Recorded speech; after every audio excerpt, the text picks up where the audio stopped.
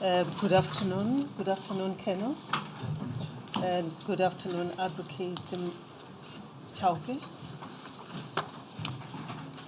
You are still under oath, Colonel. You may proceed, Advocate Goitobe. Madam Chair, thank you. I should start with where we ended with docket Umla's 585/01/11. What we've now been able to establish is that there are two covered dockets, covers to the dockets. There is 585 and 586. What seems to have happened, it seems at the NPA level, because there are two separate covers, is that documents from 585 were put in 586. But Section B and Section C are still missing. And we have no way of knowing where they are, why they are missing. But luckily for us and for the panel, there are a number of statements in Section A. And I would like to, with the leave of the panel, to just go back to those statements because we didn't put them to the witness. But they come from 586/01/11, which we found is the strangest things because the documents themselves talk about 585/01/11, but they are under the cover of 586/01/11.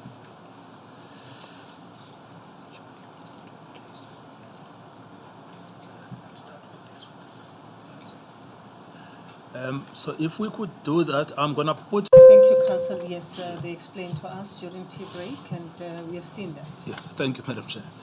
So if we could start with UL 0057.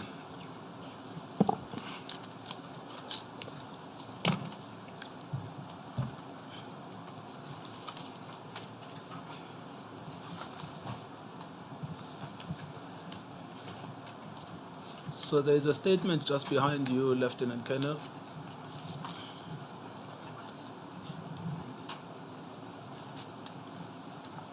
So if you look at just at the top to see the name. Yes. Now that is the name Ndaba Mhlongo. Now, according to the statement, you will see how he describes himself. This is one of the eyewitnesses. He says, I'm an adult male with ID number, number 27 years old, residing at number 107, T section, Kwati, Umlazi, Durban. With cell phone number, he gives the number. I'm currently working peace jobs, etc. Then he explains what happened on that day, or that morning. On Friday, 2011-01-21, early hours of the morning at about 2 a.m., I was sleeping together with my cousin, Soka Mhlongo, my elder brother, who is now deceased, Obet, I think it's Pila Dlamini. So Mr. Dlamini, you would confirm, is the deceased, Lieutenant Colonel? Chair, I am not sure of the name of the deceased. Yes, thank you. Obed Pilat Lamini was sleeping on the other room next to where we were sleeping. Two rooms were divided by a curtain. I could see where my brother deceased, Obed, was sleeping. I woke up after a loud big bang. I lifted my head, remained inside the blankets. Many people came inside the house. Those people introduced themselves as police officers. It was mixed white Indian, and I also noticed one black member amongst them. Most were whites. Those police officers were forcing him, my brother, that's now Mr. Dlamini, to agree the name of Tyson Pilan. My brother said he was Obed Pila Dlamini. My brother even said he can produce his identity document.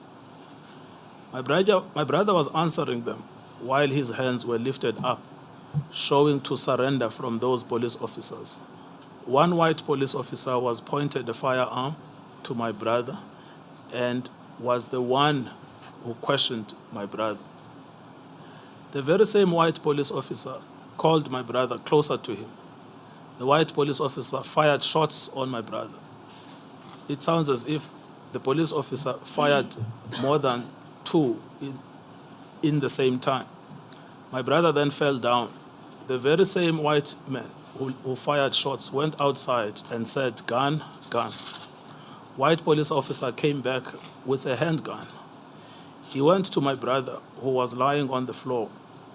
A white police officer lifted my brother's hands and put that handgun as if my brother was firing shots. Shooting more than one shot were fired from my brother's hand, while the white police holding a gun together with my brother's hand. Now, this is one of the eyewitnesses. Can you comment on this? That is correct. I think this is the statement that I was talking about. Yes. Well, there is a second one. Second statement from another eyewitness, another brother. There were two brothers, apparently. So that you will see at UL 0062.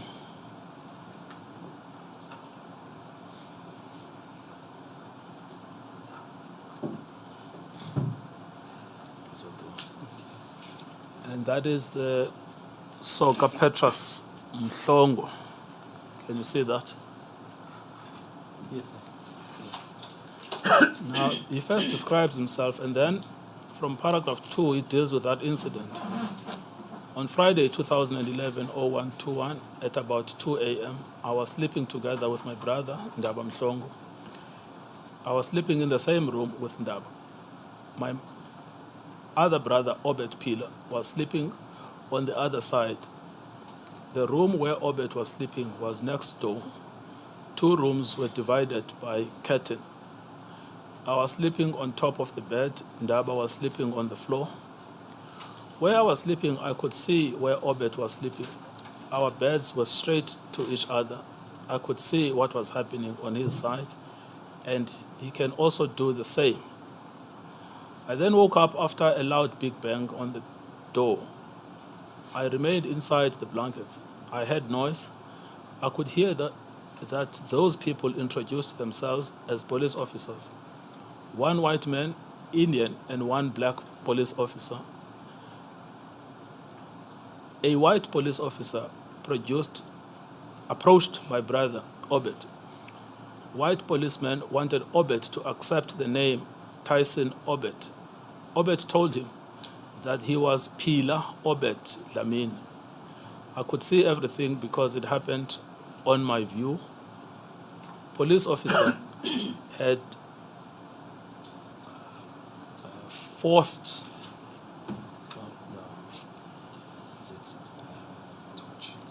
had torch to provide light.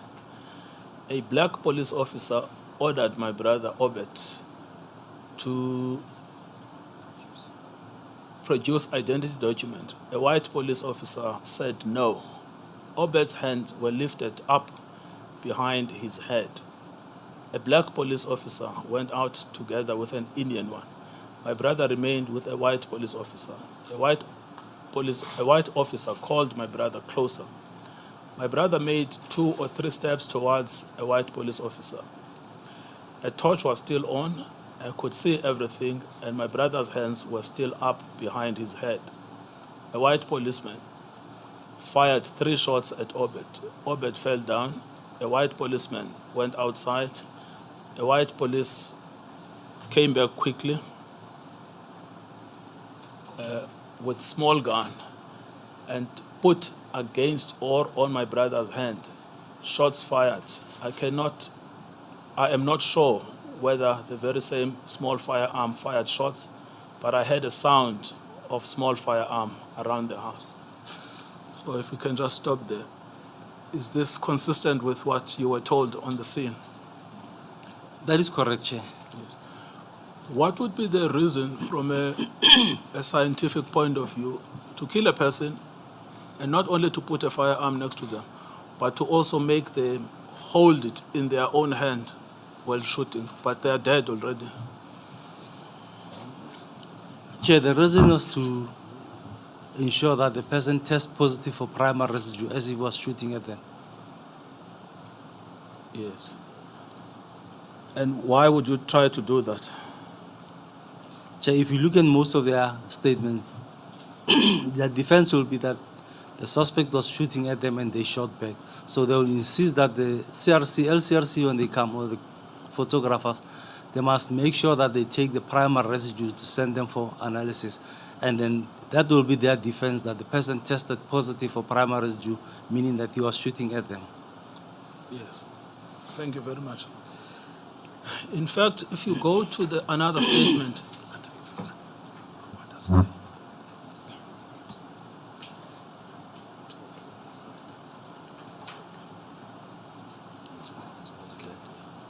Paragraph 8 irrelevant. Yes, Madam Chair. It will be. I've just overridden my junior who wanted me to read paragraph 8, but so if you go back to that same statement at page UL 0064.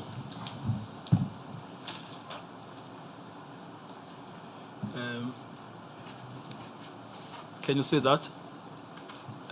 Can you? Yes, I can see that. All right. It says, the very same white man, police, went to the door and fired the fourth bullet from his big gun. A curtain was opened. In process, a white policeman noticed that there were people sleeping on the other side. Where I was sleeping, it was dark. That was the reason those policemen could not see us on the first occasion. I wanted to switch the lights on the room I was sleeping. A white policeman ordered us not to switch the light. Paragraph 9. We were taken out and made to lie on the ground. We were asked about Obed, and we told officer that he was Obed Dlamini Pila. Obed was using Dlamini's surname, which was our mother's maiden surname. I called Obed and my brothers. They are not my sibling or biological brothers from one mother or one father. We were all Mhlongo, different mother and father. Our fathers were brothers. Obed had no firearm. He was killed without fighting those police officers. I am definitely sure that police came with the firearm that was found later next to Obed. Yes. And then it's the next, it's a commissioner's certificate. Now, is this consistent with what you learned on the scene? That's correct, Chair. It's consistent to what we had on the scene. Now, the oddity about this is the statement from IPID. If I can just take you to that statement. There's a statement from IPID, which is UL 0043.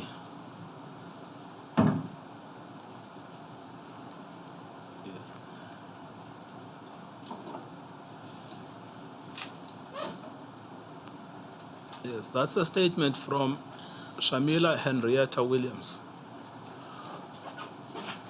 who says, I'm an adult female. I am employed at the Independent Complaints Directorate, where I hold the rank of senior investigator. I am currently attached to the KwaZulu-Natal office, 3rd floor Marine Building, Gardner Street, Durban, and then it gives a cell number. Paragraph 2, I perform standby duties for the week 2011-01-17 until 2011-01-24 for the KwaZulu-Natal office. Those duties include the attendance of crime scenes and where members of the South African Police Service, as well as the Metro Police officers, are implicated. On the, it's either 12th or 21st day of January 2011, I attended a shooting scene at F section in Umlazi where SAPS members fatally wounded a suspect after he had fired shots at them. Now, start here. I mean, IPID already concludes that the SAPS members retaliated after they were shot. What do you say to that? Because I think at this stage he took their version of the incident, how they told him, or told her. Yes. It actually gets worse. The mother of the deceased was interviewed and she submitted a statement and informed us that her son had indeed come home with money, but that he did not provide her with an explanation of where he received it, but only that it was his salary from his new job. She also informed us that her son had a firearm. There were no witnesses traced at the scene that could dispute the SAPS version. Now, what do you say to that? I don't know where does the statement come from, Chair. Yes. But I mean, is it false or true that there were no witnesses that could be traced to dispute the version of the police? There were witnesses who were in the house. And what does this say then about the investigation by IPID? That they can, on their own version, just accept what the police are saying? Chair, I would say there was no investigation conducted on this matter. Yes. Thank you very much. That was a statement taken from the deceased mother in the light of what the IPED officer is saying. Chair, Do you know? I'm not sure. I don't know of the statement taken from the mother because the mother was not there. According to the witness that was at the scene, who explained, gave us their version of the incident, the mother was not there. And it's a two-roomed house where the brother was sleeping in one room, they were sleeping in another room. Where they're saying it's divided by a curtain. It's a curtain. When you close the door, going outside, it's a curtain. But when you open the door that comes into the house closes the one that's where the curtain is. Yes, what I'm saying is the senior investigator, Investigator Shamela Williams, is telling us about what the deceased mother told her. Now I'm asking, shouldn't we then be having a statement of the deceased mother? They were supposed to have a statement from the mother in the docket. Yes. Madam Chair, we do have that statement. It's at UL 0005.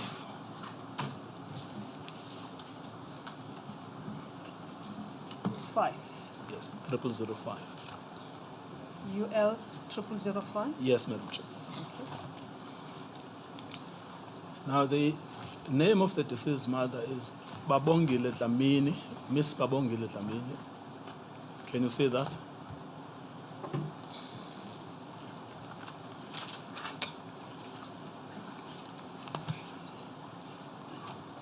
Can you see that, Lieutenant Colonel? Yes, I can see that, Chair.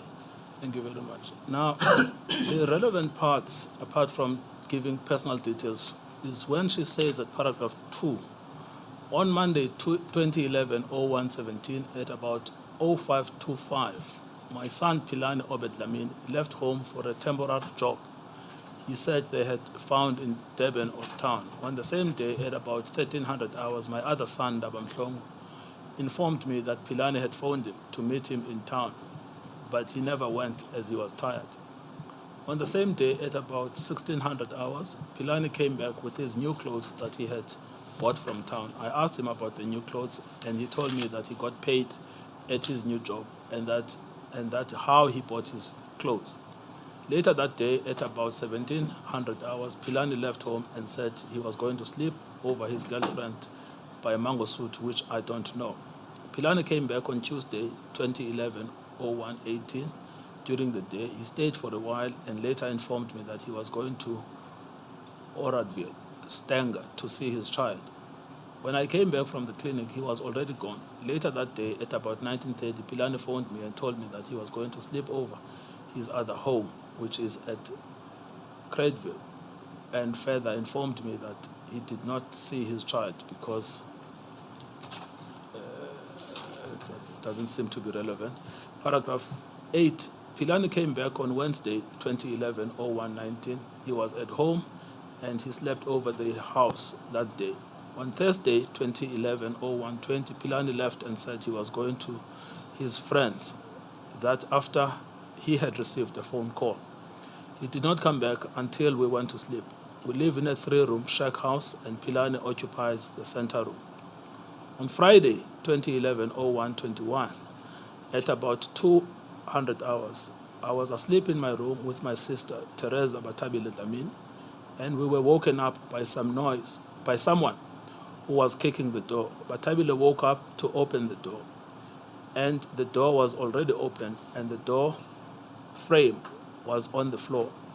We had people say it's the police in Zulu and said they were looking for Pila, but Batabile informed them that he was on the next room. After that, I heard gunshots and the other door being kicked open while Pila was sleeping. The police were talking Afrikaans outside and could not understand what they were saying. I told them, one of them speaking in Zulu, saying, "Don't run, you're going to get shot." The gunshots were continuing. One police came to us and told us that they're trying to enter the room and someone is shooting at them, even though they have introduced themselves as police. I then asked where, meaning in which room, and he said here, pointing in the middle room where Pilane is sleeping. After a while, one other policeman came in and sat down and informed us that someone had been shot dead, and he gave the description, and I realized it was Pilane, my son. We sat in the room and never went to where Pila was. I know and understand the content of the statement. I have no objection. Now, if you just compare what is being said here versus what IPID says around the incident, is it not clear that this, the mother of Mr. Dlamini did not actually witness the incident? That's correct. Yeah. If she was not in the room that the incident occurred, she was in another room, because I think the room was the third one from the one where the two were sleeping in. Yes. Now, she then also says that that is IPIT, that the son owns a firearm. Correct? Now, what is the relevance of that the mere fact that a person owns a firearm? If they're saying the son owns the firearm, would ask if it's a licensed one or unlicensed one. If it's a licensed one, you're supposed to produce the license, at least to have a copy of the licensed one. So, if you're saying the son owns a firearm, how would she know that the son owns a firearm? It's either she took information that he got from the police and used it to write her statement. No, but I'm saying that if the mother says, look, I know my son has a firearm, what is the relevance of that to the actual killing? I don't think it would have the relevance in the killing of the person. Yes. Because But does she say that in her statement, or did I miss it? there's a statement from Ms. Williams who says, the mother told me that my son owns a firearm.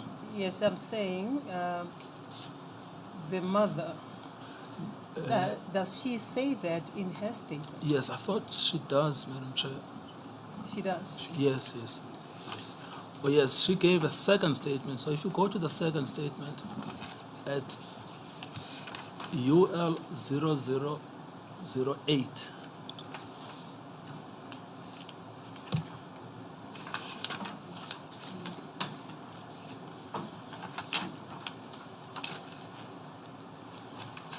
paragraph 4,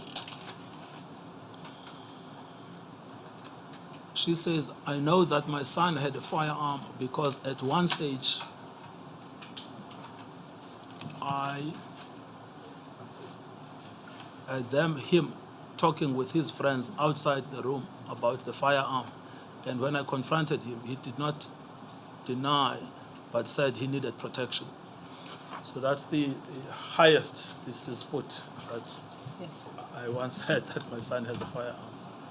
And this is the point I'm asking you. So according to IPIT, the mere fact that you have a firearm, I don't understand actually what they're saying.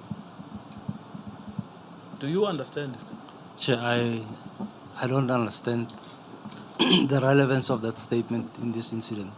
Yes. Thank you. And then just to complete,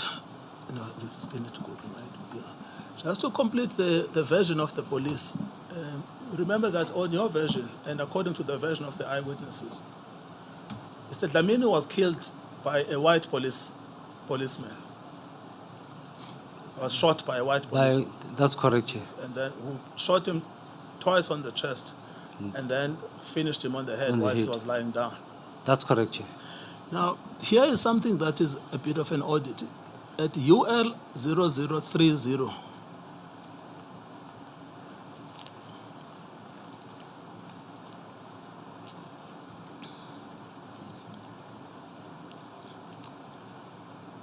this is a statement given by Rubendran Naidu, who was one of the police officers present during the killing of Mr. Dlamini, who says, on Friday 20, so that looks to be irrelevant until, or yes, maybe it is. On Friday 20th January 2011, I was on duty and conducting investigation duties in Montclair, case 182/01/2011, murder of an SAP member. During the night, 2 suspects were arrested for the above case. One of the suspects thereafter proceeded in pointing out the third suspect, Pilar Dlamini. The suspect pointed out several shacks in T-section. Further information was the Pilar Dlamini was armed and was the gunman during the murder of the police officer. At about 2:15 on the 21st of January, I proceeded to T107 Umlazi at this stage. I was in the company of Detective Warrant Officer Mostert and Detective Officer Warrant Officer Smith. Prior to us searching the shack, several other shacks were searched for the suspect by other members. I proceeded and kicked the door open. As I entered the shack, screaming out, "Police, police," I heard a firearm cock and a black male, partly dressed, fire a shot in my direction. I was armed with my R5 rifle, serial number, and fired 3 shots towards the black male. The suspect fell to the floor alongside the bed. The firearm, a pistol, fell onto the bed. I proceeded tactically towards the suspect. I noticed he was seriously wounded on his chest and head. I requested Detective Warrant Officer Mostert to contact the paramedics and the relevant role players. Now here what we have is Mr. Naidu admits to having been the one who killed the suspect or the deceased.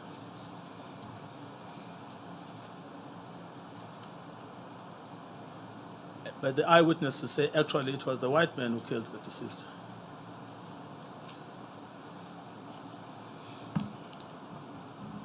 And if you look at the shack, it's a very small shack where there's no space. If you said the victim or the suspect moved and fired a shot, in a shot that is less than 2 meters, or about 2 to 3 meters, and he missed him. That's when he fired the shot. He moved tactically. Can't move tactically in a shack that is only 2-3 meters. And look at the wound sustained on the chest. It's a close range shot where the firearm was less than, was about, as I said, approximately 50 centimeters from the. Yes.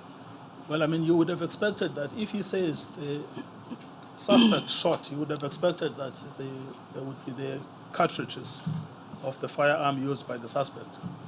But according to your testimony, the cartridges recovered, there are 5.56. Only those of 5.56. Yes. Thank you. Are you able to comment to this statement that is put to you by Advocate Andrew, that notwithstanding the fact that the eyewitness says it's a white male that fired shots, now we hear Mr. Naidu claiming to be the one that actually fired shots at the deceased. Do you have any comment to that? Chair, I wouldn't say who fired the shot, but only thing that I can say that was the shots were fired with an R5 and was shot at a close range. It's only the statement of the witness that says it's a white male, but I cannot confirm whether it's a white male or whether it's Naidu. That I cannot do. So you have no comment on that? I have no comment on that. Thank you. Thank you very much.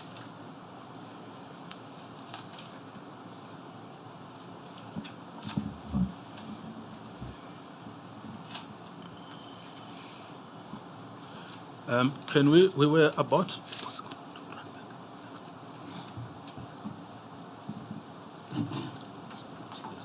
We were about to move then to Randburg at 2/84.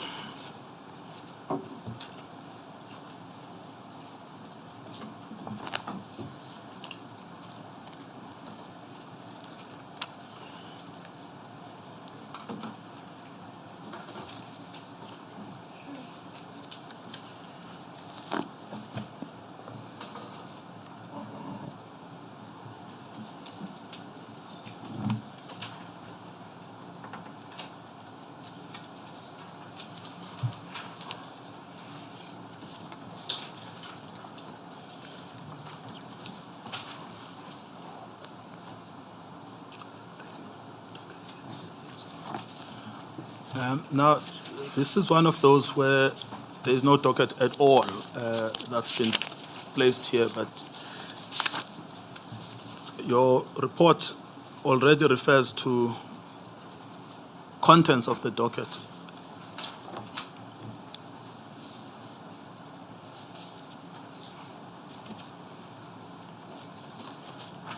Is that correct, Lieutenant Colonel? That is correct, Chair. Yes. Can you just tell us what happened here? From paragraph 325, 326.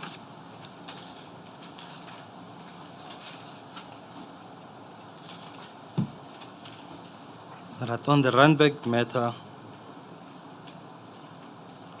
on 325, on the 15th of October, I attended the crime scene in Westminster Street, Bryanston, at the request of Lieutenant Colonel Ramkosi of the DPCI, Directorate of Priority Crimes Investigation, with the task team.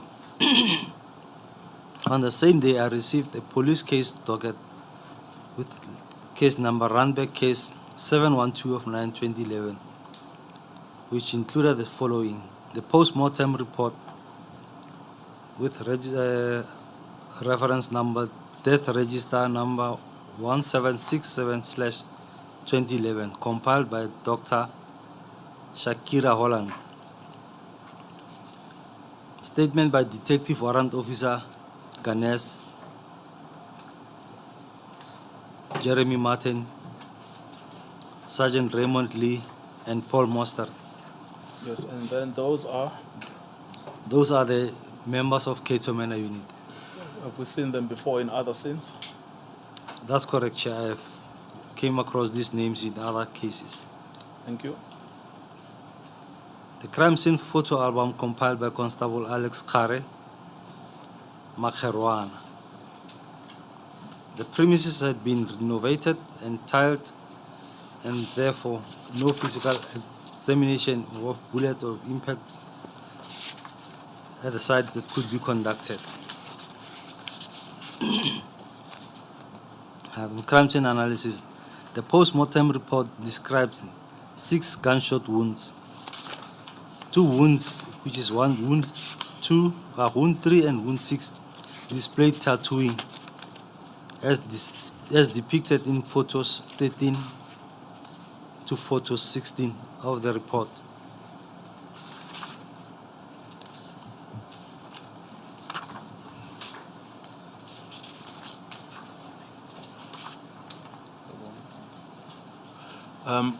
We have to give a warning that there will be sensitive material flighted soon. Thank you.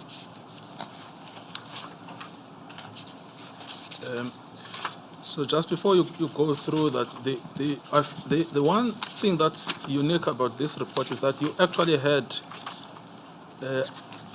attachments from the hospital, the forensic pathology services, as well as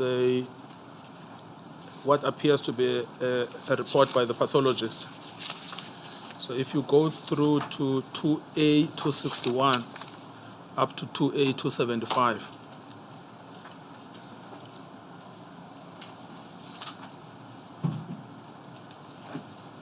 That is correct, Chair. Yes. Where did you obtain those? I made copies from the case docket. Yes, thank you very much. Yes, you wanted to, so if you want to make references to the report of the pathologist, which deals with these wounds, that will be at 2A 268. That is correct, yeah. From 267, that's where the postmortem started. And it covers 2A 268 and 69.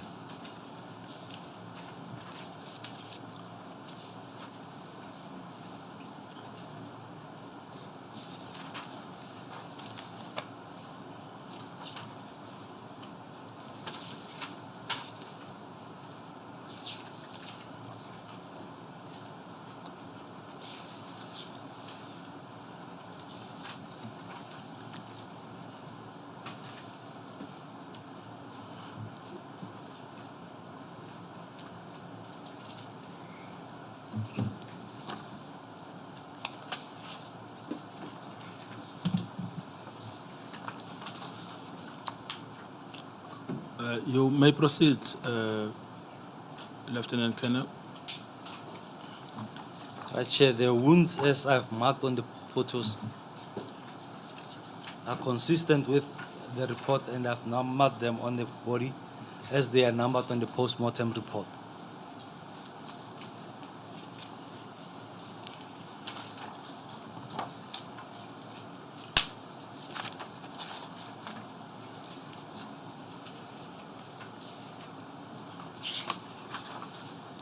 Right, the post-mortem, I'll go through to post-mortem report, and then the wounds are consistent with the photos, and the post-mortem report can be read in conjunction with the report that I've compiled, so that the wounds can be seen on the crime scene photos.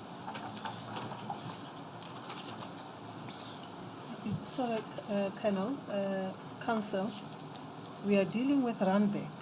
Yes, Madam. At which pages of the report? 2A 247.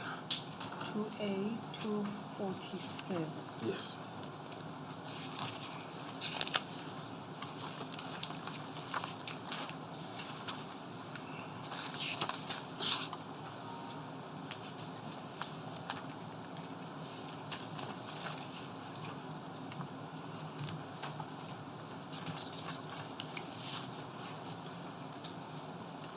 And when you look at 2A 264, the Forensic Pathology Services, Johannesburg, it refers to serial number 1767/2011.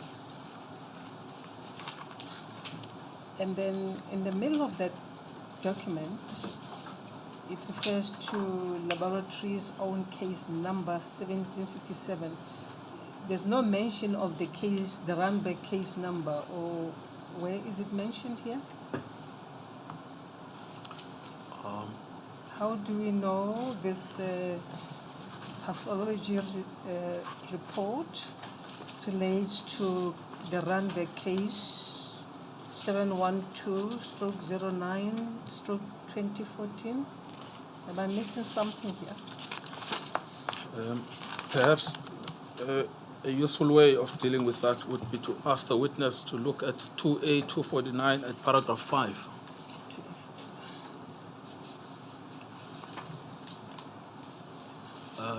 Lieutenant Colonel, can you look at your report at 2A 249 paragraph 5? 2A 249 at paragraph 5.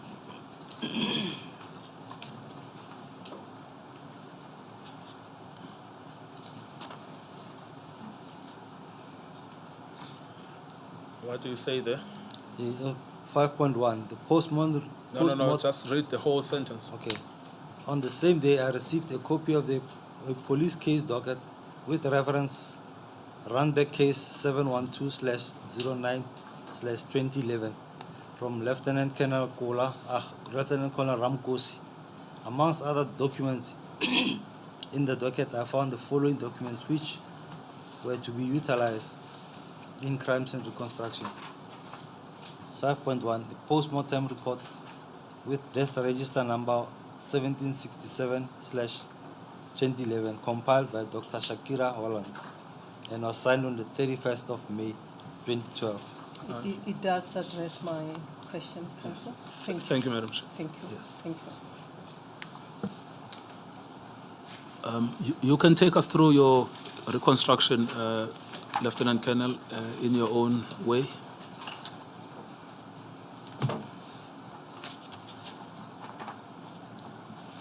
I interrupted you, Colonel, sorry. You may proceed. You're dealing with... Chair, I'll go through the report first. yes, okay. I've also received the statement of Warrant Officer Ganes, statement of Warrant Officer Jeremy Martin, a statement of Warrant Officer of Detective Sergeant Raymond Lee, and Warrant Officer Paul Mostert. The photo album of the crime scene compiled by Constable Alex Kare Makherwani. During my investigation of the crime scene, I found that the unit was renovated and the floor was tiled. No examination was conducted at the scene by the. On photo 4534534 shows the room that was renovated, and on paragraph 7, on observation of the crime scene photos by Constable Carr, I noticed the position of the deceased, the wounds, and position of the wounds sustained by the deceased, and exhibits at the crime scene. So photo 5 shows the crime scene, and photo 6 shows the entrance of the apartment. Yeah, if you could just help us, when you say photo 5, you also give us the page, because there is a record we're working on. Page 2A252. And in photo 7 on 2A253, showing position of the deceased.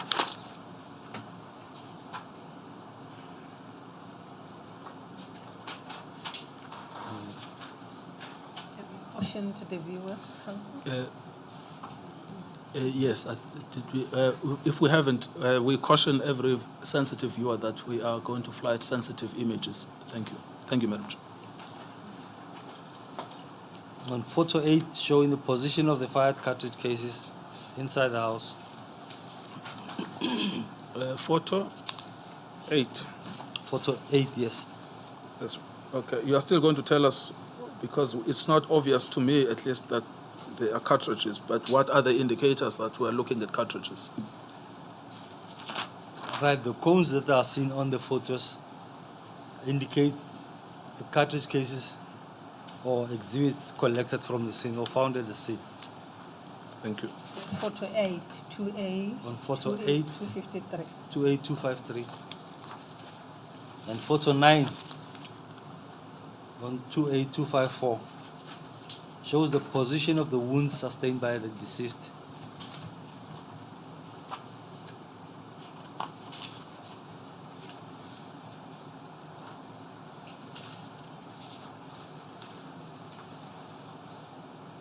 Photo 10 shows the position of wound mark 6. Photo 11 shows the position of wound mark 1.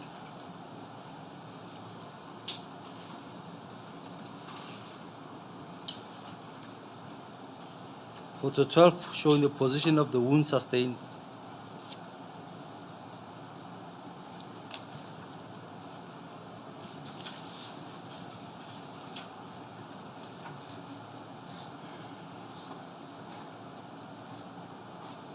This would be the left arm. On observation of the post-mortem report, I took note of the following wounds and their position as described by the doctor.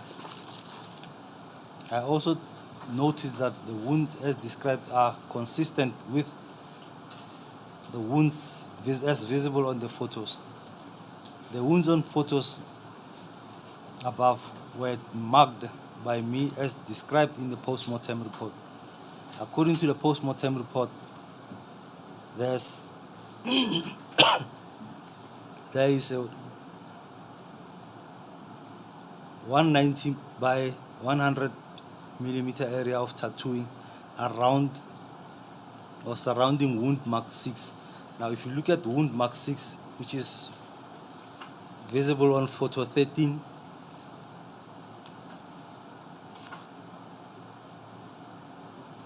so around this wound, there's a visible tattooing around, which indicates that the shot was a close-range shot. Where are you? At 13? Paragraph 9 on page 28256. No, I just wanted you to tell us when you say visible tattooing, it's not obvious to us. If you can just draw us specifically to that point. Right, if you go to photo 14 and 15, just below that one.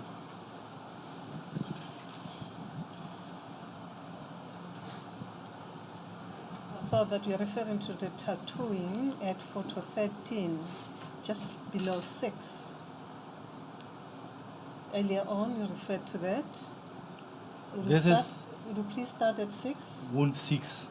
Close-up photo of wound 6. Yeah, no, photo 13. Photo 13? Yes. Yes, photo were you 13. referring to the Yes, we're referring to this tattooing part. somewhere? Is there any tattooing there? That is correct, Chair. And then let's go to the photo 14 and photo 15. Now, this is what you call tattooing there. This is the unbent propellant powder particles penetrating the skin. They'll create something like this. And you can even see it here around this part of the wound. So that's around wound number 6. So this indicates that the firearm was close to the body of the deceased when the shot was discharged. Yes, thank you. And it says there's also a 10 by 10 millimeter area of tattooing surrounding wound mark 3 on the left upper chest.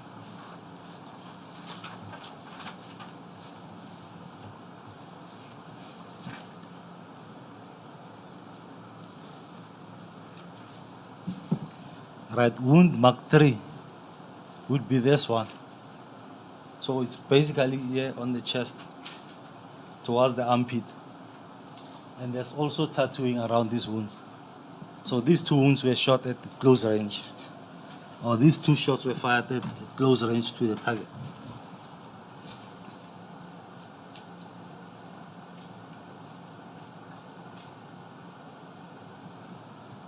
Right. What I did, I conducted the test to determine more or less the distance between the, as I mentioned in paragraph 10, I said I used the same type of firearm used, the 9mm parabellum Vector model Z88 pistol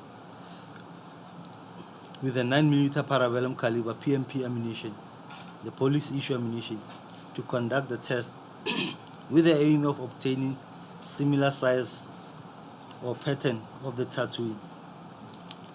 At a distance of 300 millimeters, meaning 30 centimeters, from the muzzle of the firearm, I obtained a pattern of approximately 200 millimeters surrounding the entrance wound. This implies that both shots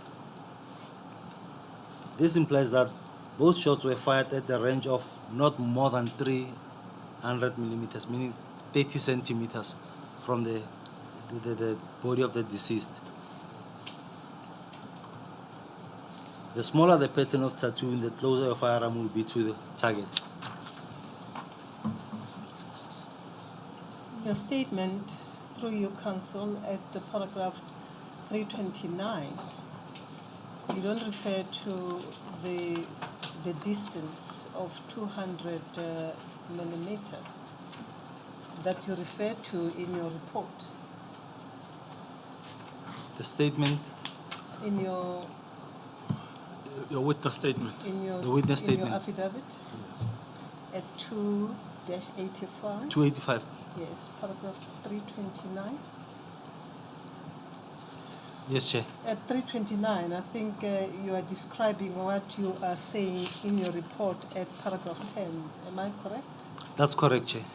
And I'm saying, in the second sentence, you say at a distance of approximately 300 millimeter from the muzzle, a tattooing pattern similar in size was obtained. Now, in paragraph 10, you refer to the a distance of approximately 200 millimeter.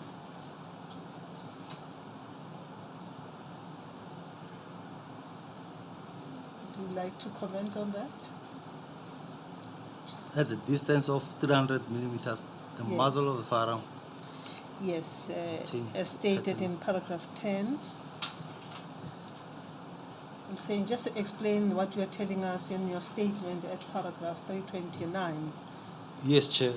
That seems When- not to repeat what you are saying in the report about the distance, the approximation you are given there. Yes, Chair, that's the distance, approximate distance from the muzzle of the firearm to the target when the shots were fired. So I did the test with the same type of firearm, with the same type of ammunition. Yeah. And what we do is, when you do the test, you measure the tattoo in the size or diameter of the tattoo. Now, after measuring that, it will give you the distance, or more or less the distance, how far the firearm was when the shot was fired. Almost clearly just an approximation, not It's exact. approximately. Yes, thank you. Thank you.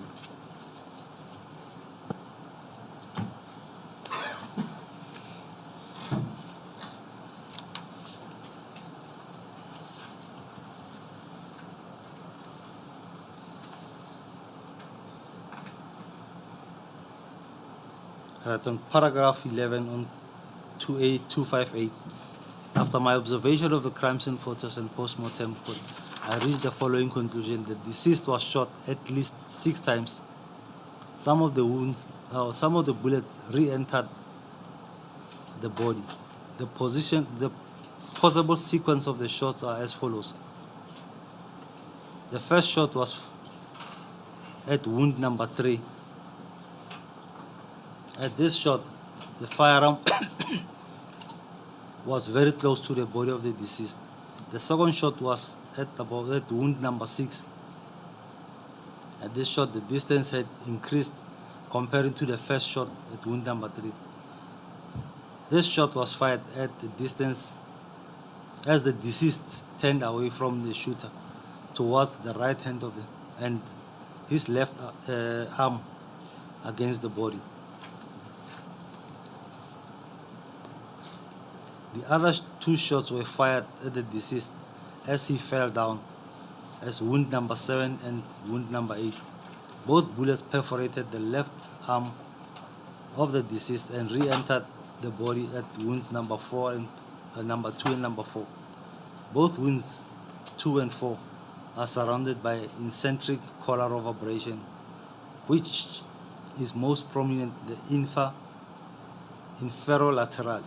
Now, in this instance, when these wounds were inflicted, the arm of the deceased was against the body, so it enters, it exits on the side, and it re-entered the body. So there was a tight, I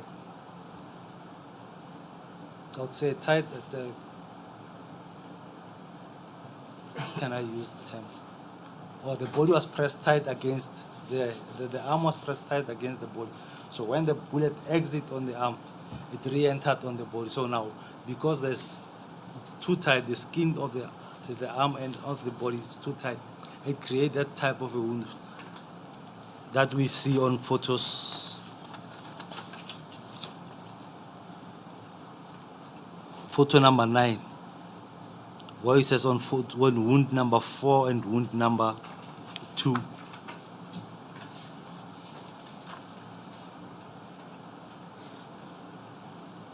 When those bullets exit, it enters in this wound and in this other wound, wound number 2 and wound number 4. So can you just explain this? I understand your point that the arm was pressed to the body of the deceased. What I don't understand is, where do you say the bullet entered and exited in reference to the positioning of the shooter? I would say when the shot was fired, the first one is fired and then he turned around, the second shot is fired. As he falls down, the other shots follow. So all the shots were coming from this until he fell down to the ground. I see. Then after falling there, that's when the wound at the back comes. So he falls with his front. He falls with his front and then he was They shot at the shoot him back. at the back.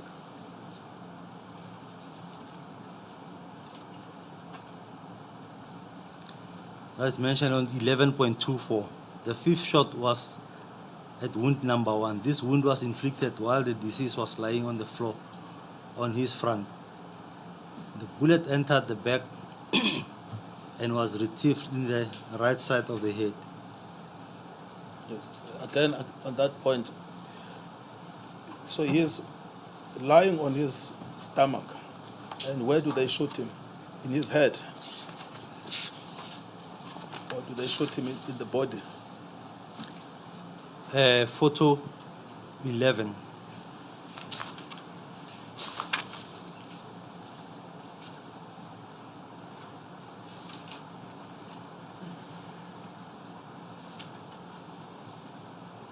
So is that the entry, the arrow there? That's correct. That's the entry of this bullet. So how does it happen that it exits through, how does it get to the head? If you look at the angle, if you're shooting at him at the close range, it would go down to the chest. But if he's there and then you're shooting him from a distance, your bullet is coming to the direction. It goes towards the handle. So it will be found lodged somewhere in the head there.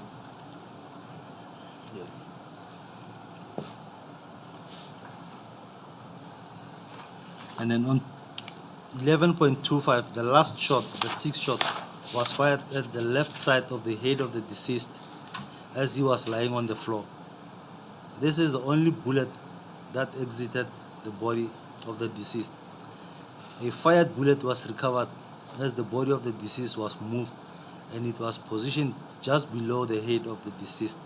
I'm of the opinion that this is the finishing shot. So after he show fired, us that particular shot, the shot that went to the head. the one that went through the head, Yes, the one that you say was the finishing shot. it would be on photo number 19, 28259.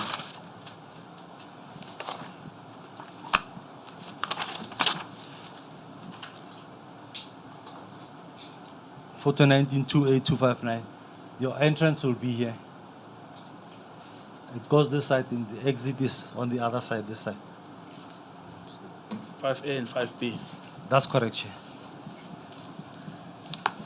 But on your version, he is lying on his stomach.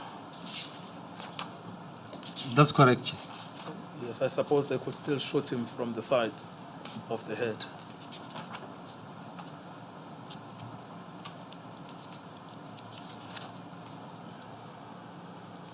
If we look at photo number 7 again,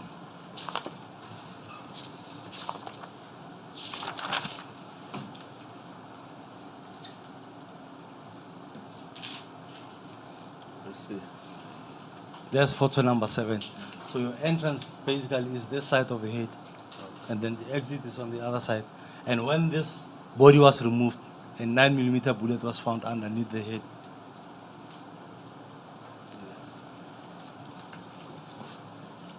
The one that you described at photo 11,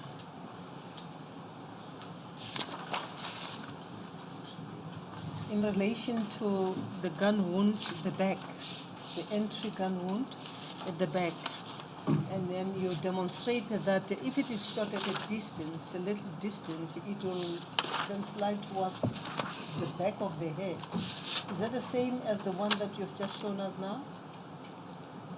If you look at photo 11? At photo 11, I can see photo 11, Chair. Yes. You just described to us that entry wound. That is correct. Chair, the entrance wound would be this one here at the back. Yes. And because of the position that he is, if you are shooting at him at the close range, like in this position, it would be in here and come out towards the chest or on the front of the chest. Yes. But because he's lying on the floor in this position, when you are close, you shoot at him, it will go this direction. But because the person was shooting at him was a little bit further away from him, Yes. he shot at him at an angle. So the bullet, instead of somebody who's close to it will go this way. Because I'm here, it enters here, it goes to this direction, To the So- side of the head. to the side of the head. So it enters here, like in this angle, where it enters and then it goes there to the head, but not to the chest, because of the distance where the shooter was. And it is not the same wound that you've just shown us at the picture. The last one that you showed us on the side. No, Chair, the one that is on the side of the face, on the left hand, that enters on the left and exit on the right. It is a different one. It's a different shot. This was the finishing shot. It went through and through, it's out. That's another The one. one that we're talking about, it's in here, but it was removed during postmortem inside the head of the Thank you. deceased. I understand now.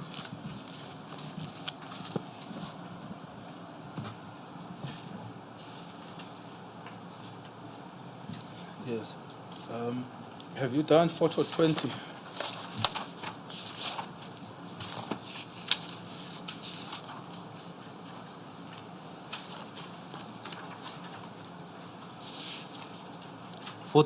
Photo 20, Chair, this is the 9mm bullet that was found underneath the head of the deceased.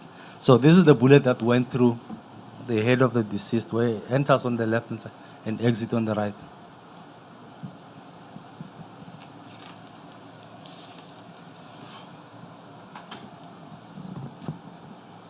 Yes. And then what are your conclusions on this?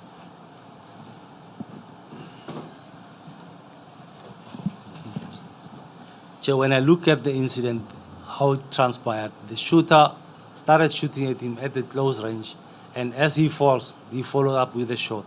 So he was shot there, this will be the first shot, and as he moved away, it started to fall back. The other shots followed on the side. This was closer, and then comes this at the range of around 30 centimeters, and he moved back forward, he fall forward towards the cushions where he was found. When he fell there, that wound was inflicted at the back, the bullet was found in the head, and then this was just the finishing where the bullet was found underneath the body, where the body was lying. Is that reconcilable with a person who's attacking? No, Chair, I would disagree with it.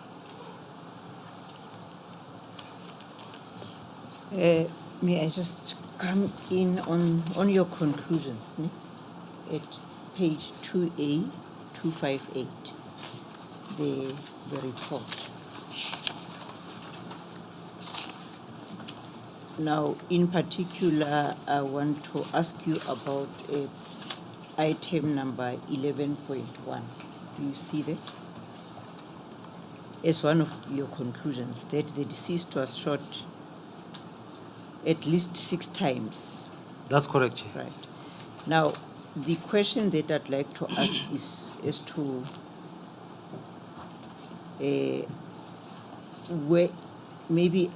why is it that it appears you are not able to say with certainty the number of times that the deceased was shot?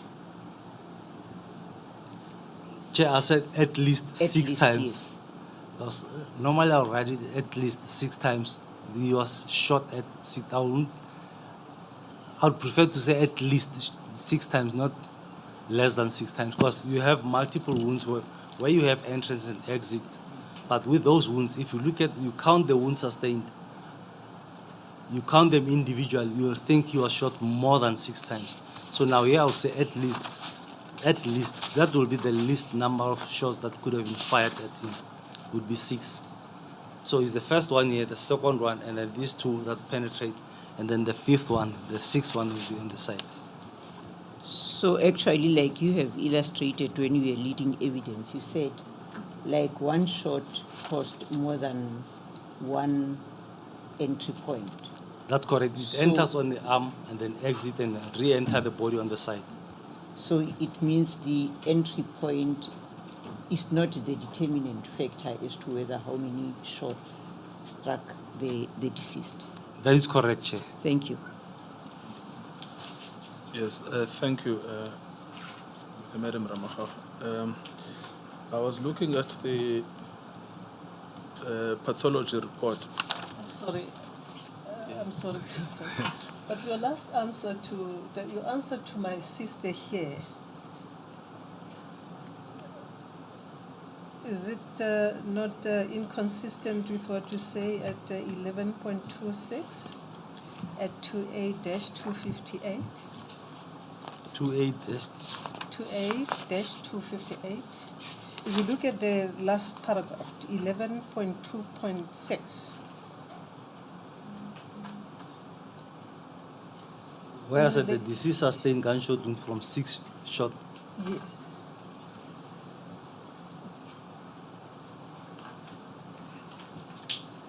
What was your answer to my sister earlier? Where I said at least 6 times. Yes, that seems to be definite. If you look at the wounds are sustained, isn't it? That's correct, Chair. It's 6 times. Yeah.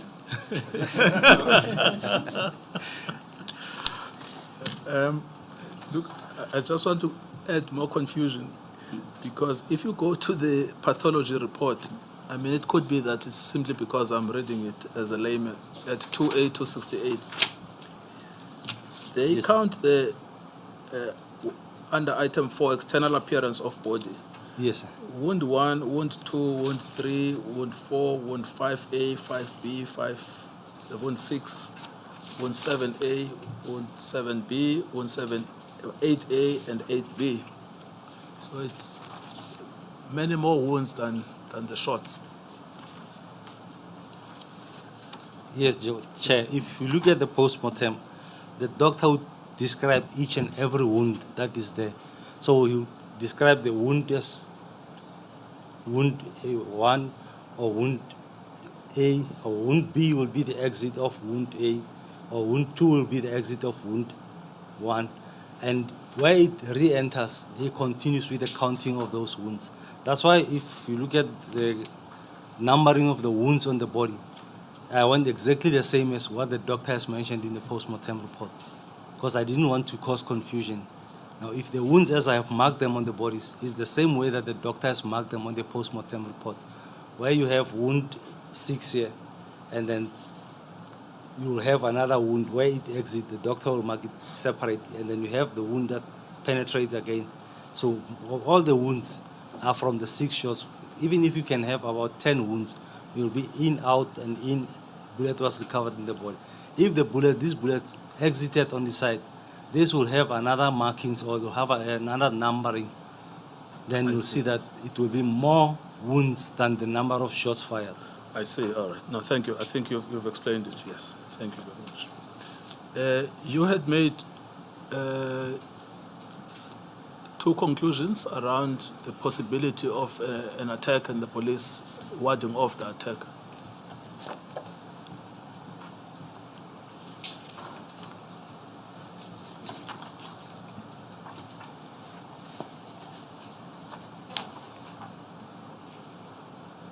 Which are set out at paragraph 334 and 335. Maybe you can read those into the record. 334. Of your statement, yes. 335, 336, 337, 338.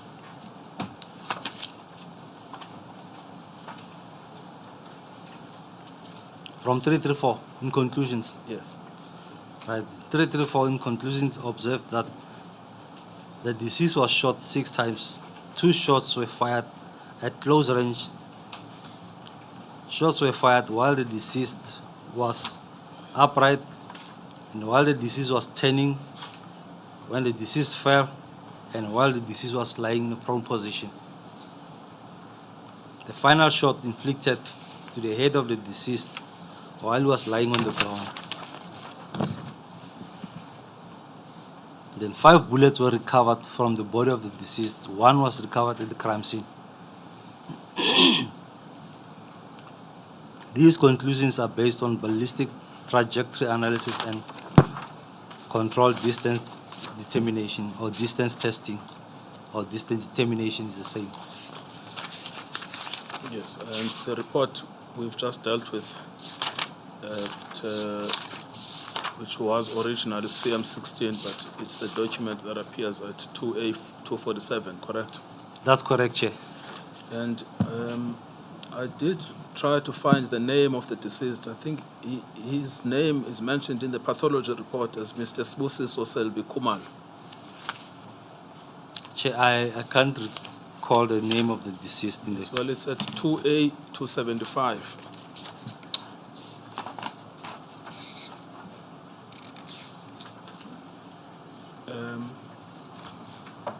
In the third paragraph, on 2011, 0927, and at Johannesburg, the body was identified to me, that is to Dr. Nevondo, by El Sitole of Moy Refir as being the body of Sbusiso Selby Kumalo.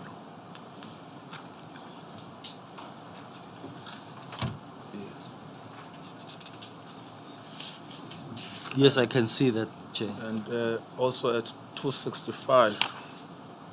Yes, so 265, it's there. You will also see that the name Sbusiso Selby Kumalo appears there.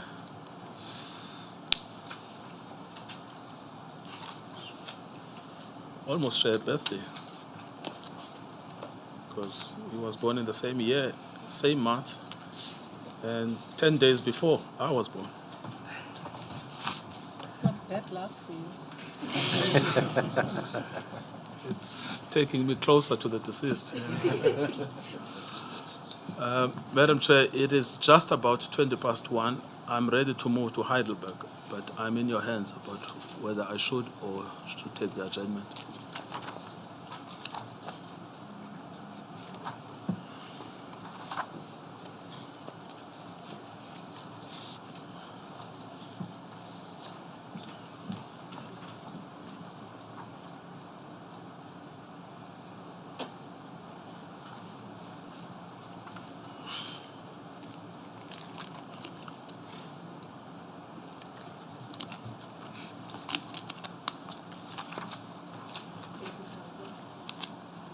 Thank you, Council. Thank you.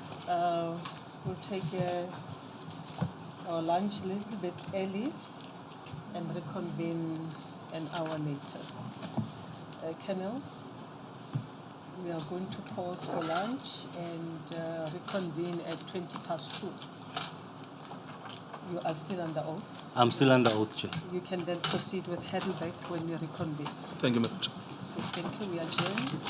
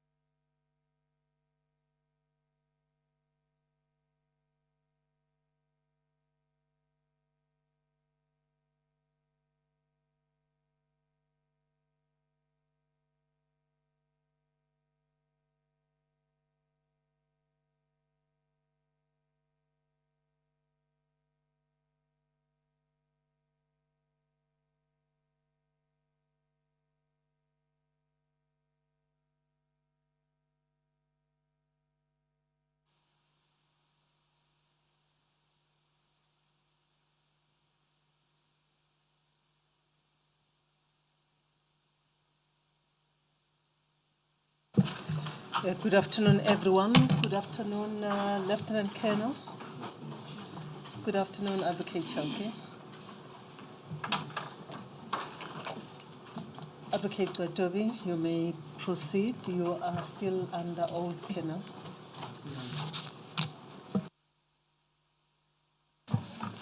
Thank you, Madam Chair. Good afternoon, Lieutenant Colonel Mangen.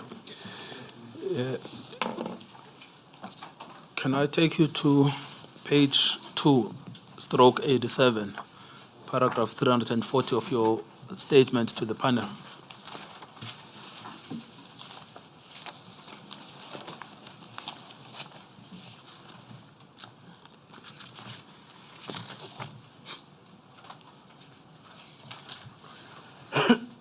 I have a chair. Yes. Now, this is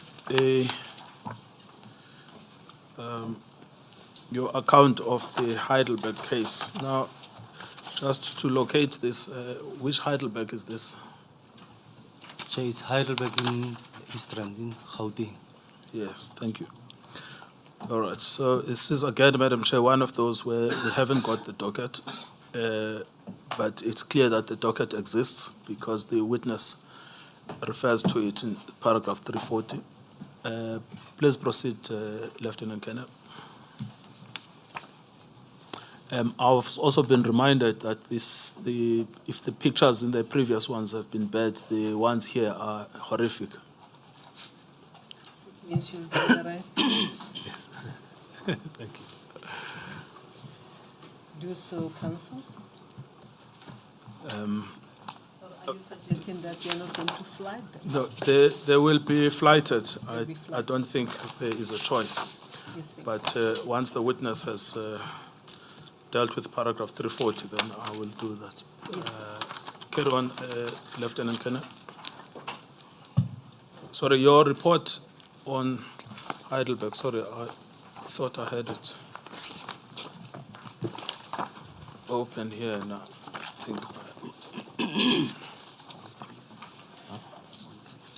at page 2A136.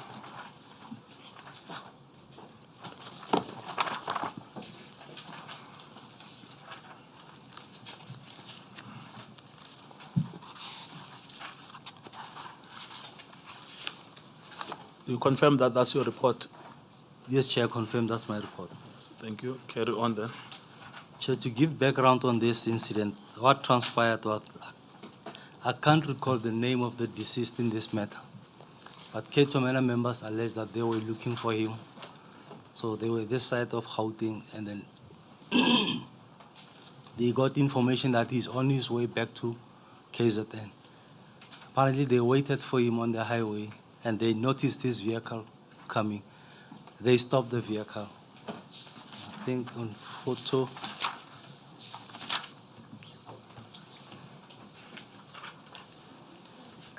one of the crime scene on my report 2A139. We will get to the photos, but I just want to make sure that we've placed Ketomano on the scene. If you look at paragraph 340.4 of your statement. Paragraph 340.4. 340.4, yes. What does that say? We have the statement of Detective Warrant Officer Eric Nell and Detective Warrant Officer Ganes. Who are they? They are members of the Ketomena unit. Yes. Are they the officials? When you say Ketomano waited for him on the highway, those are the people that waited for the deceased? That is correct, Chair. Yes. Then you wanted to take us, I think before we go to any photograph here, because everything is just bad here, we would like to warn any sensitive viewers that the pictures that will be flighted are graphic and sensitive. Carry on, Lieutenant. All right, Chair. They allege that they spotted his vehicle. His vehicle was the silver BMW that is depicted on photo 1. Photo 1, page 2A139. Right, Chair. On photo 1, we have two BMWs here. the suspect vehicle would be, or the deceased vehicle would be the one at the back, and then the one at the front will be the silver BMW that was driven by Kato Man.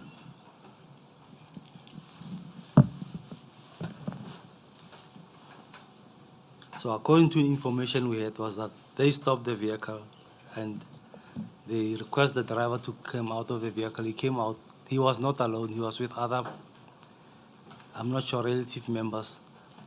And then they ordered them to lie in the vehicle, mustn't come out. Only the driver must come out. He came out. They came to the back of the vehicle with him, and they requested him to open the boot. They want to search the vehicle. He opened the boot, and after opening the boot, he tried to grab a firearm, or he grabbed the firearm. And in the process, he was shot by, I think it was Eric Nell.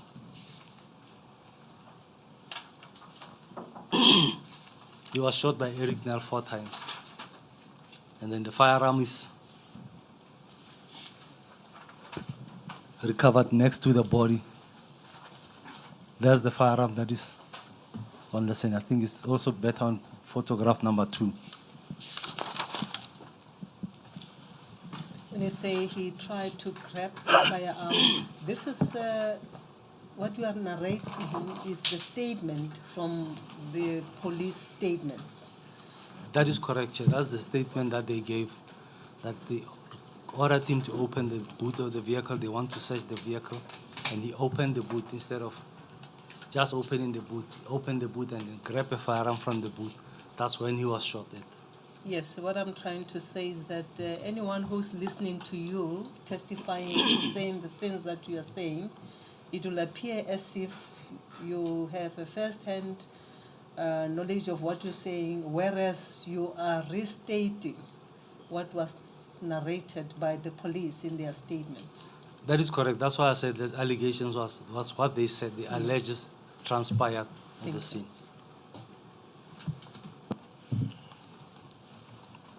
Now, Chair, when we do examination, I'll read the statement that I've compiled, and then I'll explain further on during the statement. I interrupted you when you said that he tried to grab the firearm, and Warrant Officer Nell shot at him. Shot at him 4 times.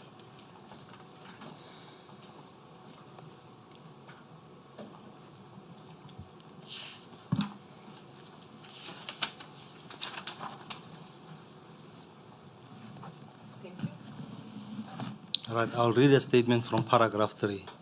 On Tuesday, the 16th of October 2012, during the performance... Just take us the actual page where you're reading from. The actual page will be 2A138. Yes, thank you.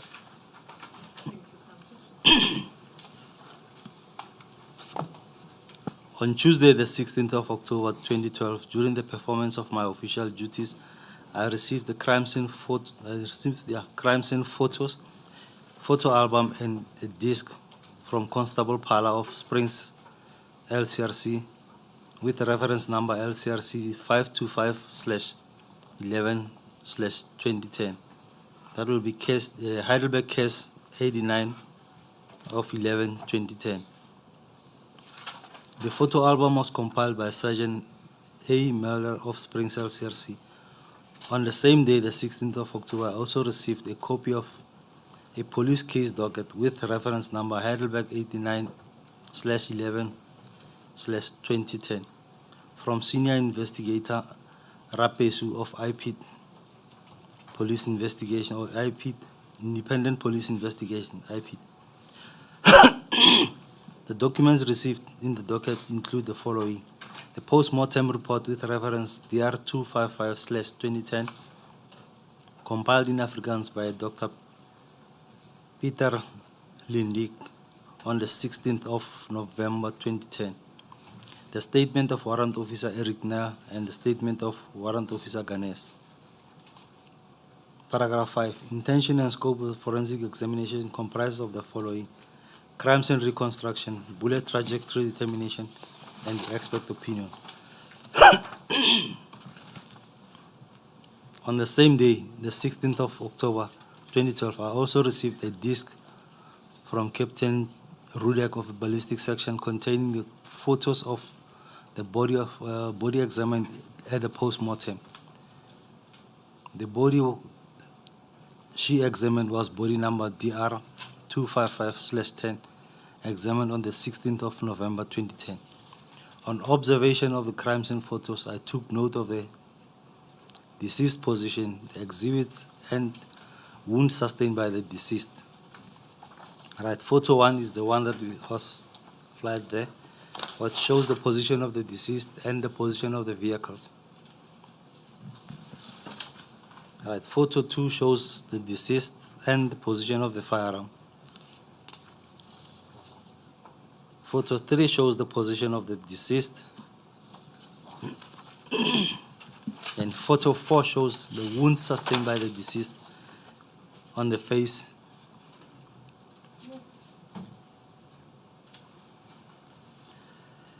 And photo 5 is a close-up photo of the wounds sustained by the deceased.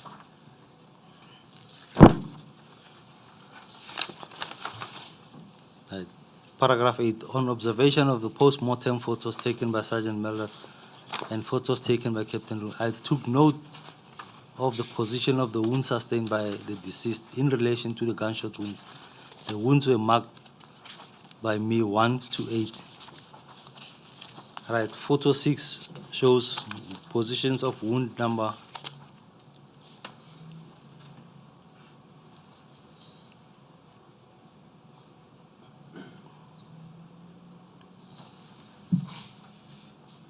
wound number 1 and wound number 3.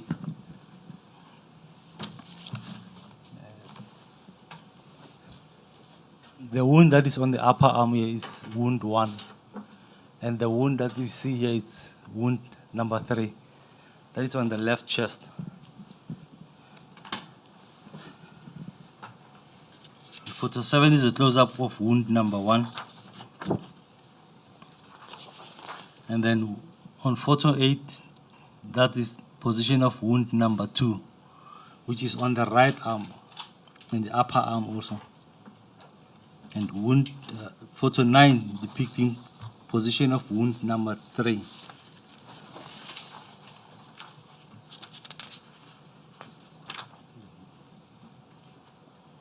Photo 10 depicting position of wound number 4.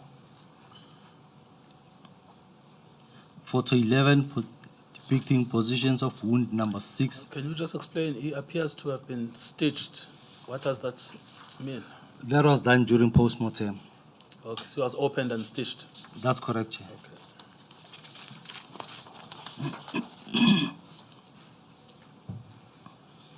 Photo 11 depicting position of wound number 6 and wound number 5.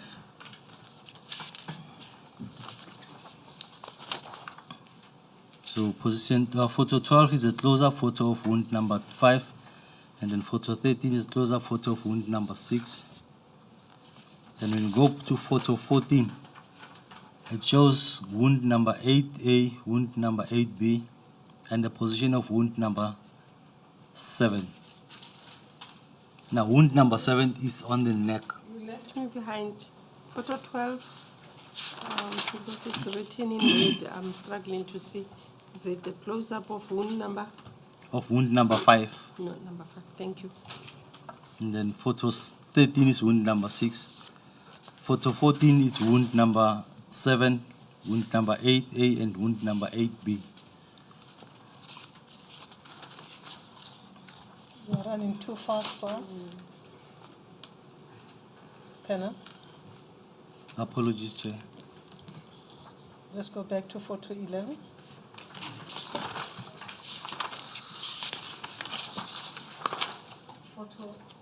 Photo 11 reflects wounds 5 and 5 6. and 6 on the right hand side of the face and just the back of the head towards the neck. Yes, and photo 12, Photo 12 depicting, it's a close-up photo of wound number 5. number 5.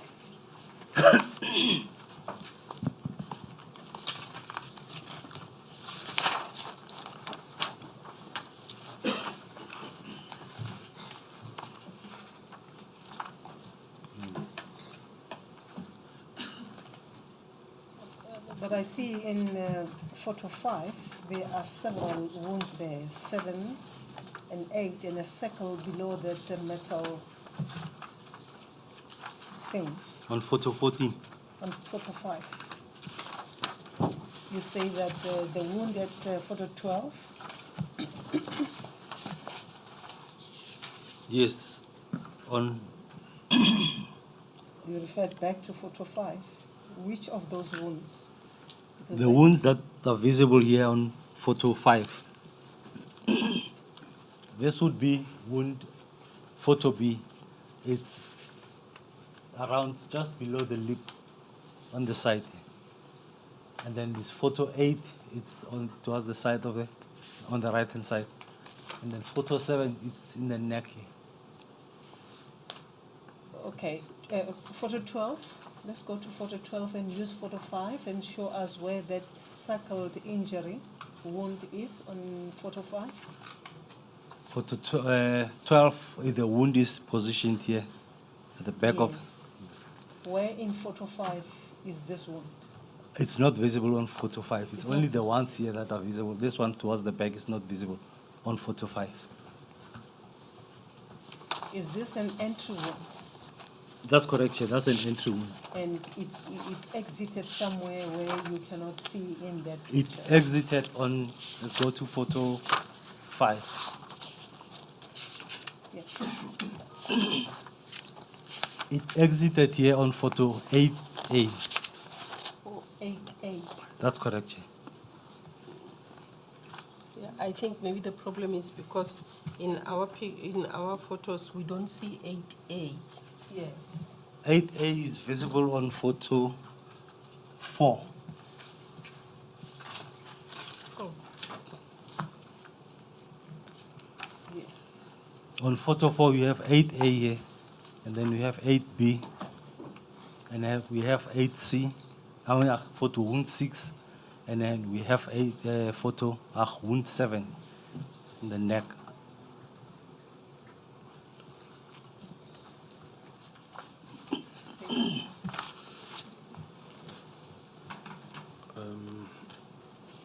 Were you at photo 11?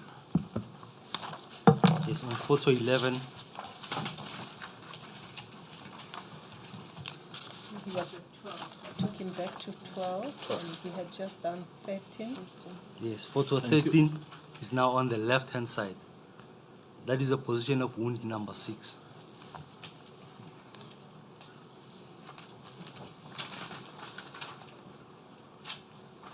And then photo 14 shows clearly the position of wound 8A, 8B, and 7 on the neck. You see in photo 6, we have 2 circles there. If you look at 13 with an arrow, I beg your pardon. If you look at 13 with an arrow there, the circled wound, is that an entry wound? Which photo? Photo 13, 13. yes. And you said that it shows that photo 6. Yes, photo 13 is this one, where we have the wound on the left chin. Yes. It's this one. Yes, I see that. It's an entry wound. It's an entry wound. Where does it exit? Chair, the wounds are sustained. If we look at wound number 6, 6. it goes down to the Yes. body. That's why And I'm then- asking you, because I looked at 6 and I see 2 yellow circles there at photo 6. And if you can explain to us there. On photo 6, Yes.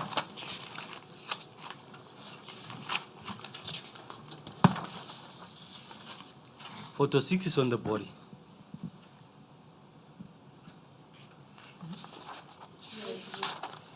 In relation to photo 13, you referred to that entry wound, and you said you must look at photo 6. Now, I'm trying to verify with you the exit. Okay. I'm sorry over there. I'm trying to verify where this wound is exiting, Wound where this bullet is exiting. From wound From 6. wound, yes, from wound, look at, yes, 6 at 13, the entry wound on the cheek, on photo 13. Chair, if I explain those wounds, wound number 6, it's here, but it's going downward. Yes. It did not exit, it goes down to the upper body. Yeah, okay. And then wound 8B, also, it goes in, it breaks the jaw, it comes out here at wound 7, and re-entered at wound 7. It goes also down. I understand, thank you.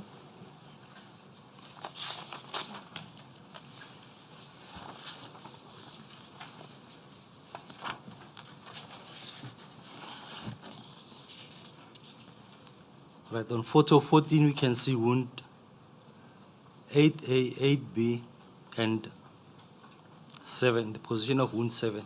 So wound 7, basically, it's like 2 wounds. It's like when your neck is a little bit folded, it exits and re-entered. It's like somebody who's folding the neck. It exits here, and then it re-enters again on the neck. It goes down. I think if we look at photo number 15. Yes, photo number 15. It exits here and it re-enters there. It goes down to the upper body.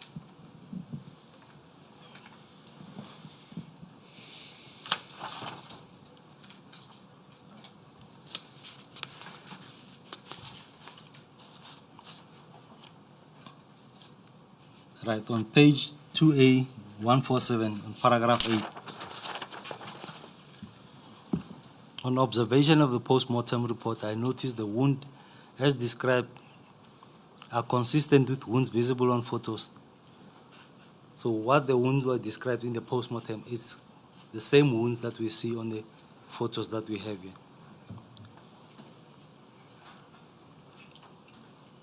And wounds were marked 1, 2, 4, 5, 6, and 8 had characteristics of bullet entry wounds. Wounds marked 3 and wound mark 8A had characteristics of exit bullet wounds. Paragraph 9. During post-mortem, bullets were removed from both arms of and chest of the deceased,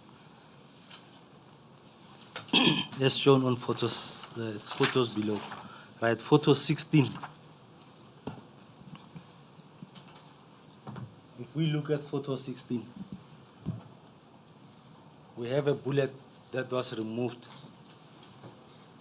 on the left arm towards the elbow. And photo 18 points out where the bullet was removed. And photo 17 is when they cut the skin to remove the bullet. And in photo 18, it's where exactly the bullet was. And this will be the left arm. We go to photo 19. It shows the bullet that was removed from the right arm. Nearly the same position as where the bullet was removed on the left arm. So photo 20 marked where the bullet was removed on the right arm. Right, photo 21 shows the bullet that was removed from the chest of the deceased. And then photo 22 shows the bullet fragments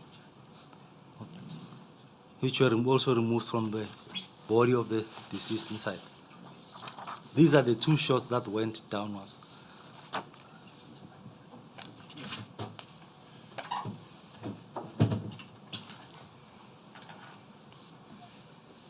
So during post-mortem, a steel rod was used by the doctor to illustrate the possible bullet trajectories and its direction.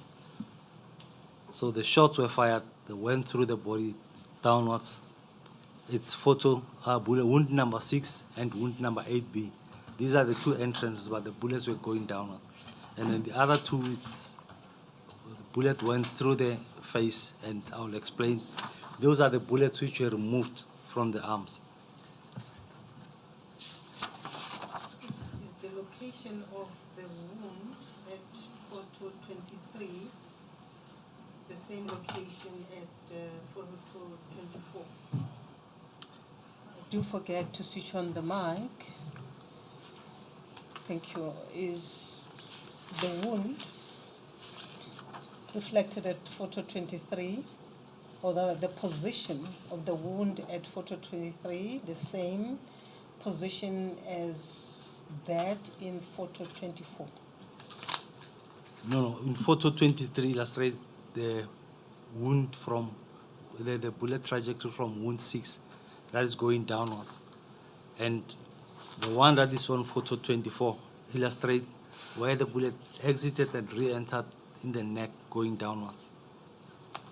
So the picture at 23 is on the right? It's on the right, yes, chair.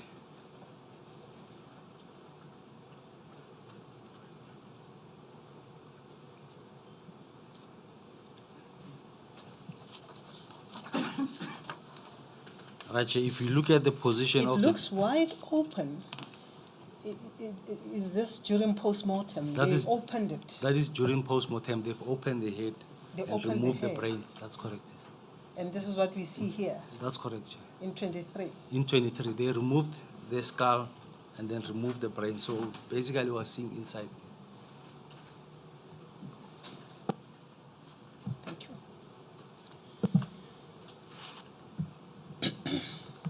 Right, chair. In this case, What were they showing at 24? in 24, they're showing the with a steel rod the trajectory of the bullet from wound number 8B here. It went through the jaw, it fragmented, and then it came out here and re-entered the body. So the bullet fragments were also recovered inside the body of the deceased towards the stomach.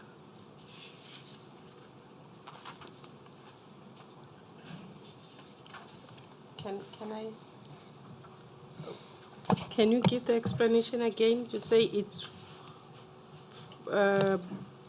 wound 8, Wound 8B. 8B, 8B is the one that is close to the lip.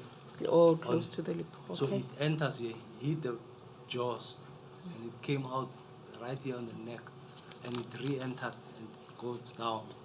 That's the bullet fragments which were recovered by the doctor during post-mortem.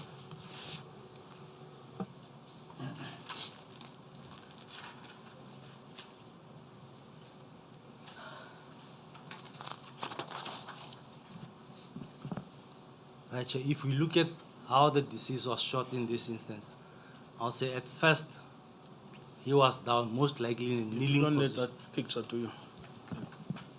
Yes, thank you. How the deceased was shot in this instance is like he was down, most likely in a kneeling position. The shooter was up. He shot him with this one. It broke the fragments, goes in. And the second shot would be either one of the two. This will be the first or this will be the first. But these two were the first wounds inflicted. Where he could have been down and it's in here, it goes down. This one goes in and down. And as he falls or turn the body, you have an entrance here. It goes in here towards the back. It comes out at that's wound number 4. It comes out at wound number 3 because the hand is tied to the body. It re-enters at wound number 1 here. Is the bullet that was removed during post-mortem on the left arm.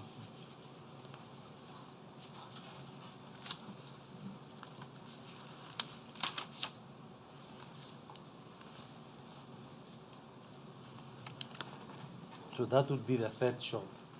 The fourth shot is where he was shot at wound number 5 at the back of, on the left hand side. It goes in here, comes out at wound number 8. Now, if you look at the position of the deceased, as it appears on on photo number 25, it enters here at the wound number 5. By then, the arm was, it's like his head was resting on the right arm. It exits on wound number 8A, re-enters at wound 2 on the arm, and it was also removed on this right arm. So basically, when this wound was inflicted, he was already laying down on the ground. This would be when he turned around, moving away from the shooter. And then the other two were inflicted while he was in a lower position than the shooter. That will be the fifth one.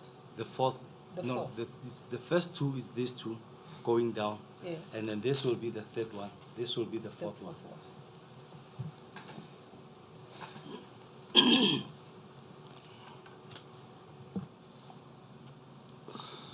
And Chair, to me, it's not consistent with the allegations that he grabbed the firearm and was trying to shoot at them. Well, I mean, it's worse than that. On their version, On their version, he goes to the boot, that's correct, Chair. and then he is actually shot whilst he's trying to grab a firearm from the boot of the car. That is correct, Chair.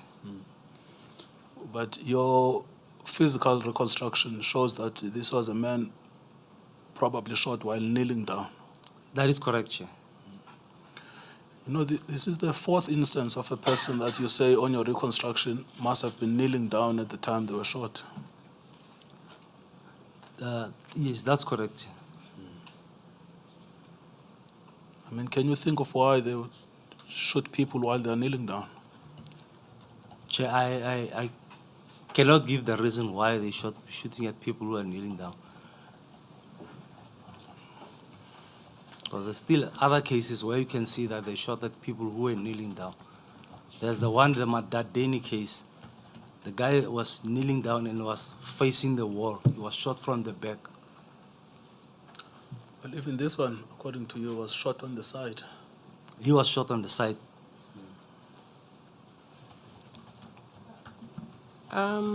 Just on a point of clarity, you say the version of the police is that he was with other people. He was asked to come out to open the boot, and they wanted to check the boot. He opened the boot and, correct me if I'm wrong, he opened the boot and tried to grab or grab the gun. Chair, they allege that he opened the boot, and after opening the boot, he grabbed the gun. That's No. when he was shot at. Now let's go to photo 1.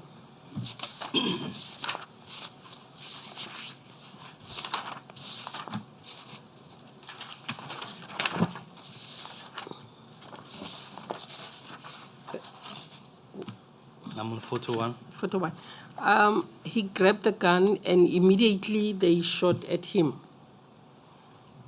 That is correct, Chair. That's what they are alleging. Now, which one is his car between the two? Chair, the one at the back is his car. It's a BMW, The one silver in- BMW. Immediately. Yes, the one that he's close to. And then the one that is at the front, it's Kato Mena vehicle. Is the boot open? The boot is closed. Now, what does it say about the version of the police? To you as a ballistic investigator and who had this version, and you had a chance to look at these pictures. Chair, I'll say the version of the incident is not consistent to what I see on the crime scenes. This is completely different from what they were alleging.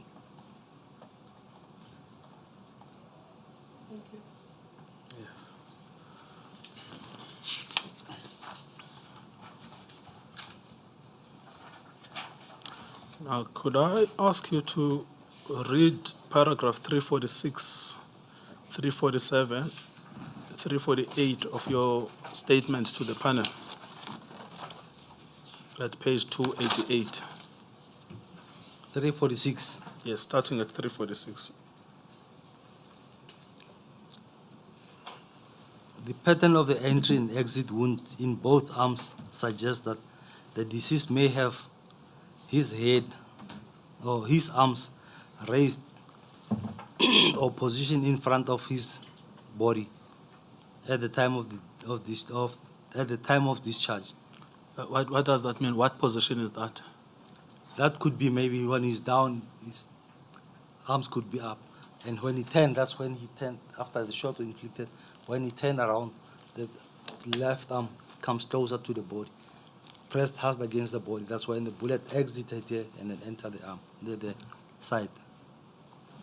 Sorry, if I may ask, the two shots that you say may probably be the first shots here. Would he still be alive, if I may ask that, after these two shots? That's correct, Chair. He will still be alive with those two shots. Okay.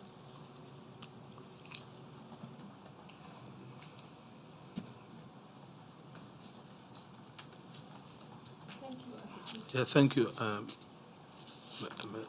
Paragraph 347, yes. In such position is consistent with a defensive posture. Can you just explain what that means? The position of his arms being consistent with a defensive posture. Whereby he just surrendered and he's not fighting. It's like he waits, he's like somebody who's pointing a gun at you and then you raise your hands to block the firearm. But the shots went in here and that's when he turned. Thank you. And then wound 5. Question that was asked by Advocate Baloyi-Mere, 348. And 348, wound 5 in photo 11 appears, in my opinion, to have been the fatal wound and the last shot. And you can go back to photo 11 and to see that wound you're talking about. And I think the last photo, wound 5 would be that one, but it's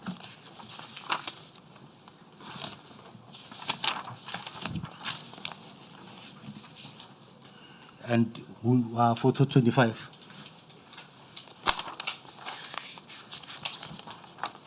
But on photo 25, wound 5 is this one.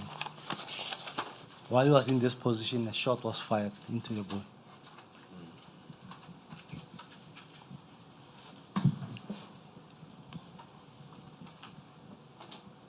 Yes. So you're saying here, in your opinion, he was probably shot while surrendering, and after falling down, he was still shot at the back of the head. That is correct, Chair.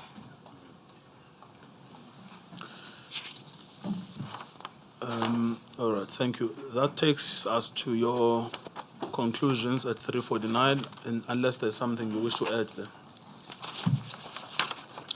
No, Chair, I think that will be enough. Yes. Thank you. And then I want to move to the Don Park case, which is at 2/89, paragraph 350.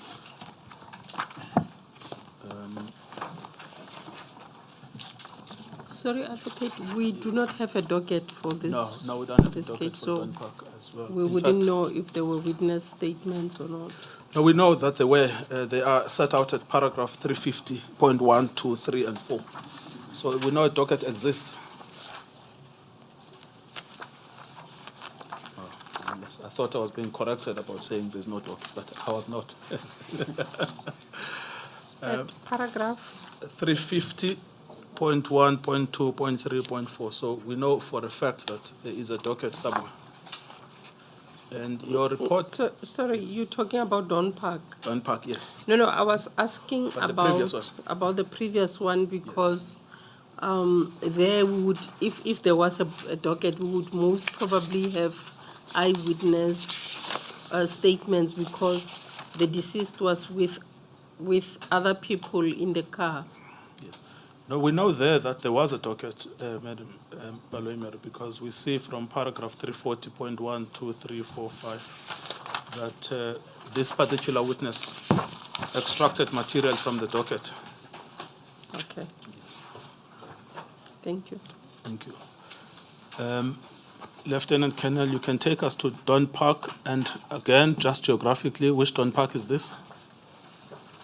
Chase the Don Park in Gauteng. Council, to take you back. Yes. Sorry. In relation to 340.4. In relation to 340.4, Hedlebeck. Only the statements of. It's on. They were raising their heads as if you didn't put it on. You don't hear me? In relation to the Heidelberg, 340.4, mention is made of statements by Warrant Officer Nell and Detective Warrant Officer Ganes only. Now, given the fact that there were people in that motor vehicle, shouldn't we have had statements by those people reflected here, even though we don't have a docket? Chair, I think there could have been their statements in the docket, but because I only referred to the ones that I wanted to use to get their version of the incident and compare their version of the incident with what I could see on the crime scene. So the likelihood is that if the docket that seems to be missing now is to be found, we may likely find the statements of the occupants of the motor vehicle? That is correct, Chair. Thank you. Yes, thank you. As we actually observed in Mlazi, you remember that? That's correct, Chair. Yes, that we actually did get eyewitnesses there. Yes. Yes, thank you. Thank you. You were going to, yes, you were going to deal with Don Park. So you've mentioned that this is the Don Park in Johannesburg, correct? That is correct, Chair. It's in East Rand. Yes. Okay. Your report on Don Park is 2A54 up to 2A67, is that correct?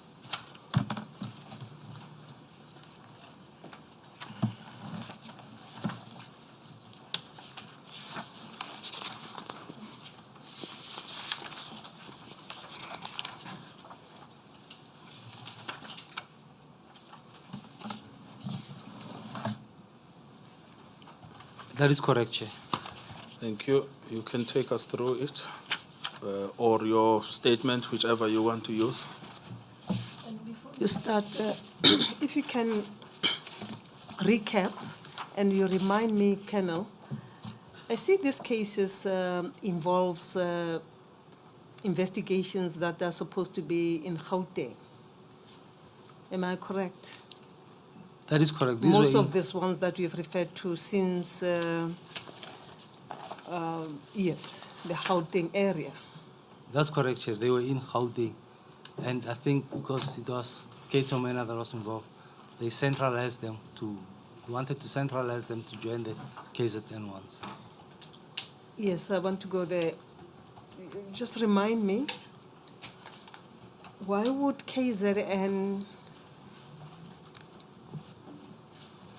specialized unit come and investigate such cases in Gauteng? I think it's, according to them, is a suspect who they wanted from KZN, who flee from KZN to Gauteng. So they came this side to look for those suspects. Do you have an idea what happens with how police operate? If an offense is committed in, say, for instance, in Northwest, and the suspect is in Johannesburg, shouldn't there be a collaboration between the police in Northwest and those in Gauteng? Or the Northwest people can just come to Gauteng and do what they do without the involvement of the police in Gauteng? How does it work?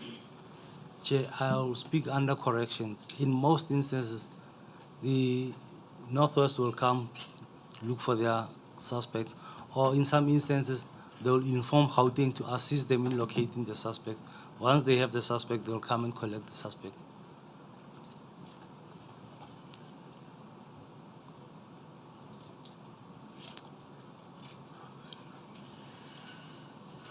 Yes, thank you. Maybe somebody clarify it better for me, but thank you for that.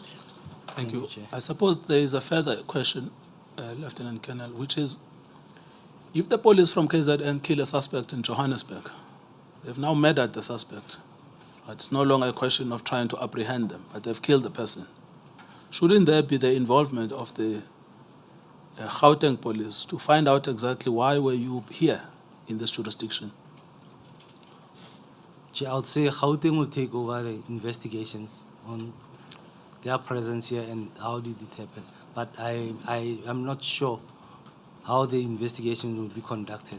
I cannot elaborate. So that's outside your area. Okay, we'll have to find somebody from detective services That's to correct. come and educate all of us about how this thing works. That's But I mean, in your experience, is it something peculiar that you have the same people? You've now dealt with 4 cases, starting all the way from Rustenburg, Thokoza, Randburg, Heidelberg. Heidelberg. We're now dealing with Don Park, which is the 5th example. Is this not peculiar that you have the same people from the same unit, not just looking for suspects, but killing the suspects outside of their jurisdiction? Chair, I don't know how they work Yes. because it's out of my scope. That I can't say whether they have the right to do that or they don't have the right to do that. I can't, Well, I mean, do they have the right to kill people? not to kill, but to arrest. All right. You were going to analyze Don Park 289 on your statement and 2A54 on the list of annexures.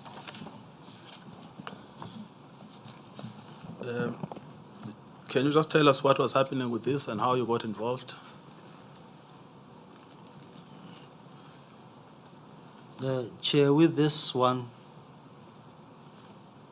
the Don Park case, apparently they were looking for a suspect in Gauteng who came to Gauteng. And it was, I think it was Mustard. Yes, you've got them at paragraph 4. 350.3, no, sorry, 350.2, 350.3, and 350.4.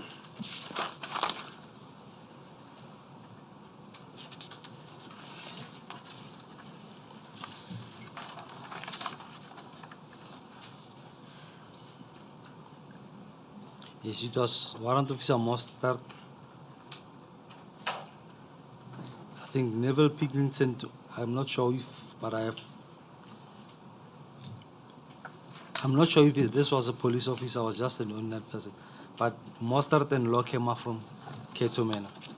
Yes, thank you. Right, in this instance, they were looking for this person and he was driving a vehicle. So as they were driving, they located the vehicle and then they stopped the vehicle. When they stopped the suspect, I think it's Warrant Officer Mustard came to the side, and when he opened the door, he alleges that the suspect pulled the gun and then he shot him, I think it's 2 or 3 times.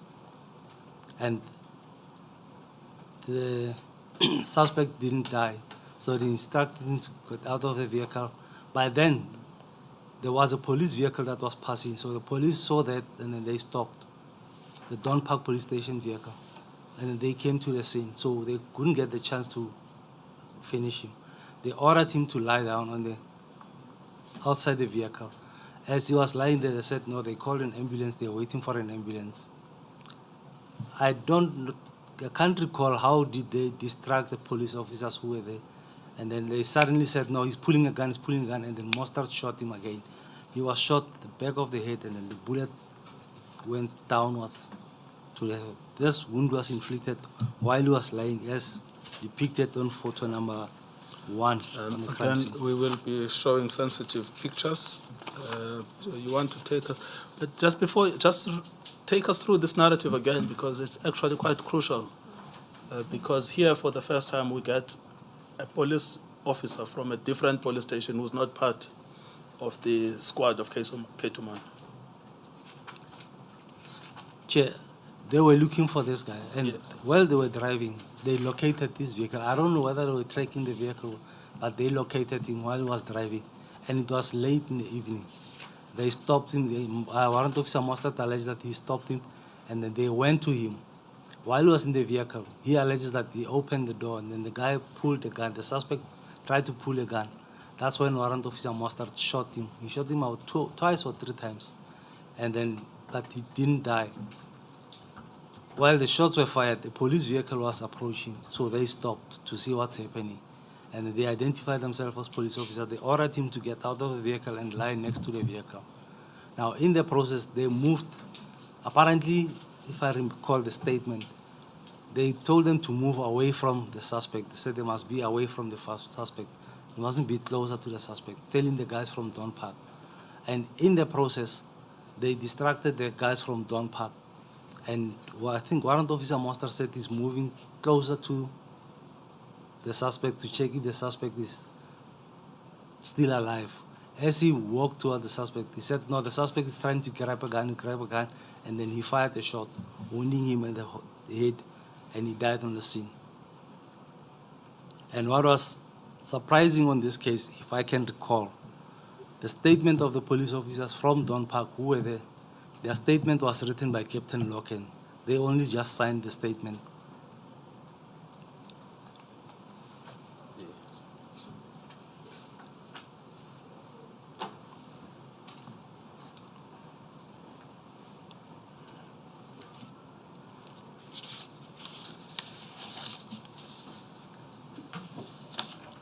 Right, Chair, I'll go through the statement from paragraph 3. It's on Tuesday, the 16th of October, during the performance of my official duties, I received the crime scene photos. I received crime scene photos, photo album on a disc, and from Constable Pala of Springs LCRC, with reference number Don Park Case 2904/2008, compiled by Inspector Hateng of Springs LCRC. On the same day, the 16th of October, I also received the following documents, which were copies of the statement and post-mortem report from a police docket with the reference number Don Park Case 2904/2008 from Senior Investigator Rapezu of Independent Police Investigative Directive, IP. Documents received were the following: the post-mortem report with the reference DR 800/2008, compiled by Dr. Emma Greta Maria Ravi on the 4th of April. The statement of Henri Neville Pilkington. A statement of Detective Inspector Mostert, and a statement of Captain Anton Lockham.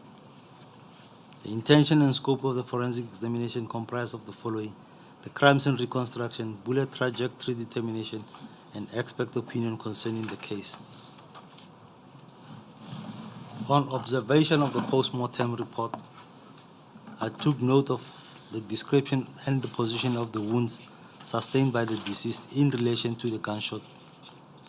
I took note of the wounds photographed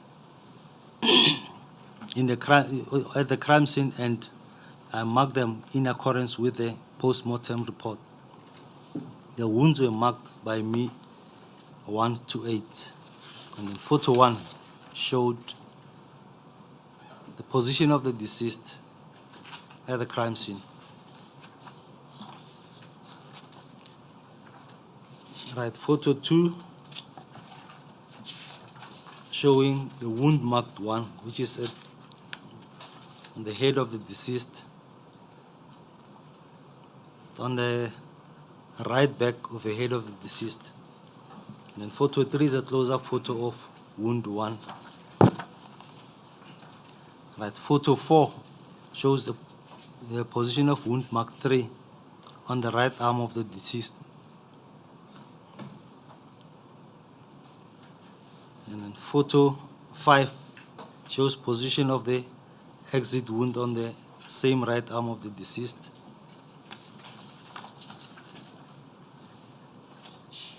And then photo 6 showing the wound on the torso of the deceased.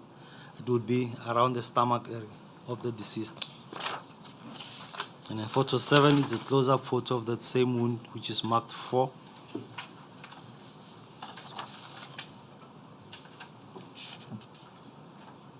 Photo 8 showing the position of wound marked 5.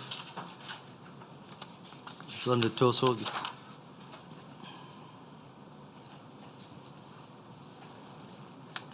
And then photo 9 is a close-up photo of wound marked 5 on the torso.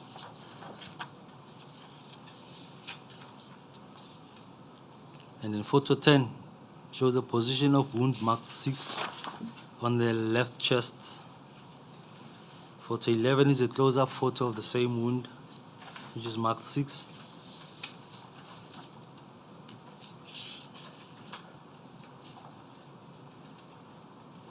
Photo 12 showing the position of wound marked 8 on the left arm. And then photo 13 is a close-up photo of the same wound, wound 8 on the left arm.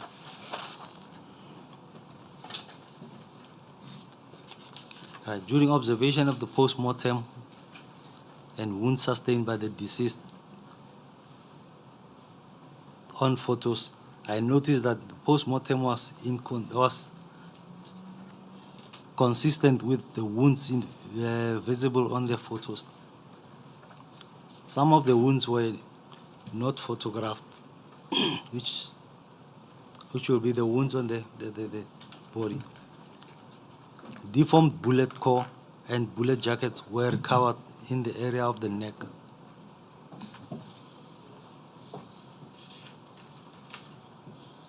And paragraph 8.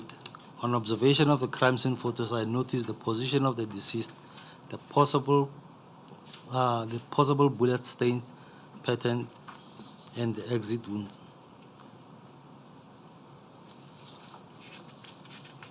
Photo 14 on the crime scene shows the position of the deceased with the vehicle open. And then position 15 is from the different angle showing the vehicle of the deceased.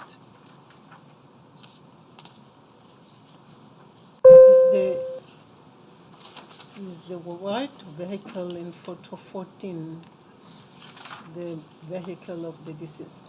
That is correct, Chair. You found it opened like that? Chair, if you look at the first photos, the door is open. I'm not sure of the boot, but when you look at the other photos, the door is still open on the driver's door, and then the boot is open on photo number 14.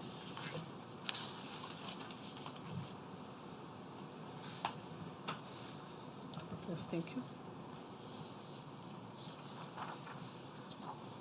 And then photo 17 showing possible blood stain in the car on the passenger seat.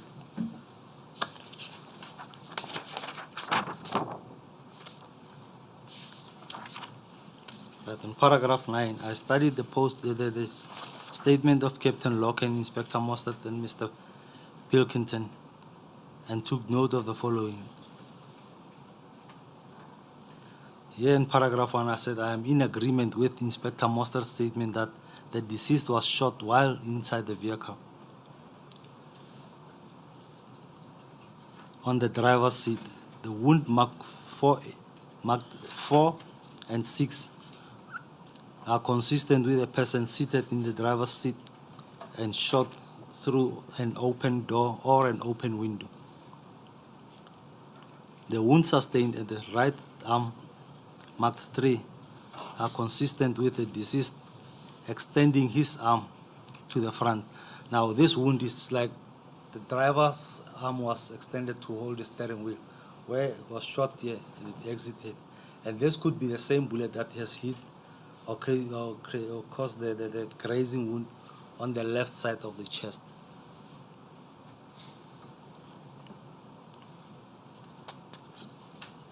The wound sustained on the left arm, marked 8, is a grazing wound, and it gives impression that the left arm across the body during the shooting also, since the shooter was on the right-hand side, right? If the deceased arms were stretched to the steering wheel, on the left also, the entrance is on the right side of his arm, or on the inner part of the arm. So it shows that the shot is also from the right-hand side, exited on the other side of the arm.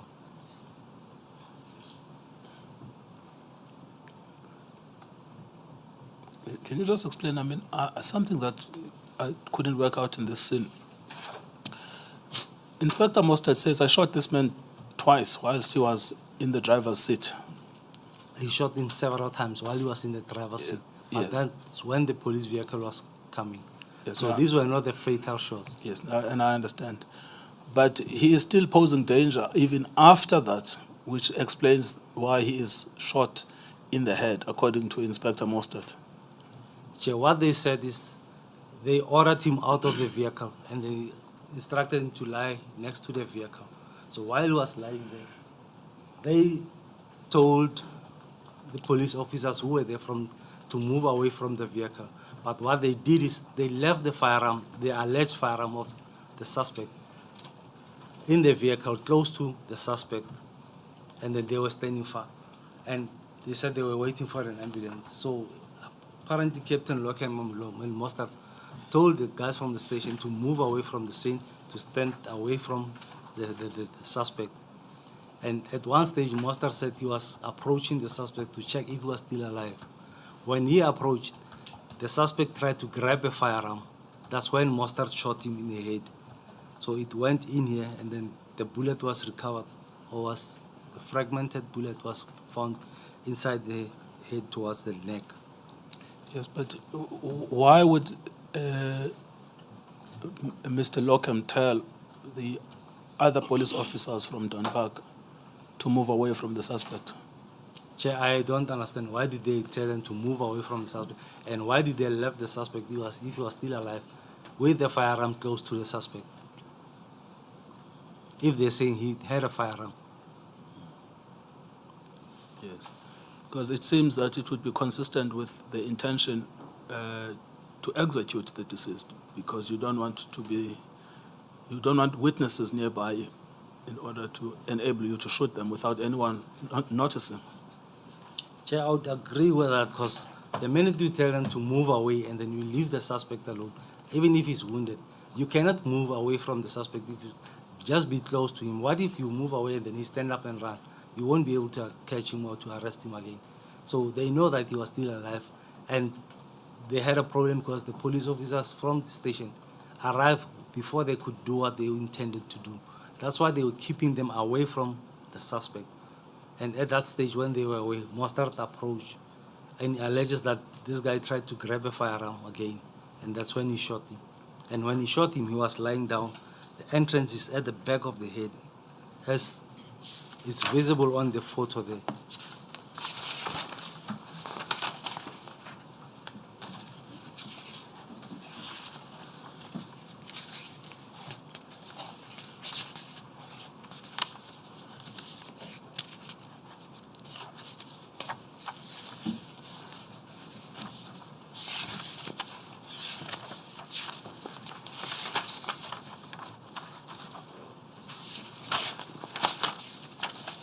I don't have a clear photo of the wound sustained by the deceased. I think I had it somewhere.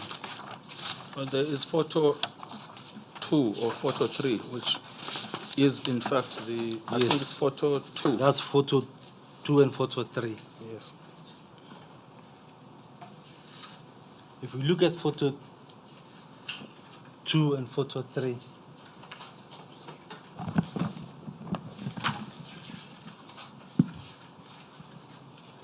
this would be the entrance of this shop. And it goes down. It doesn't go, it goes in here and then goes down. It was removed towards the neck where it fractured. So it shows that he was still lying there when the wound was inflicted.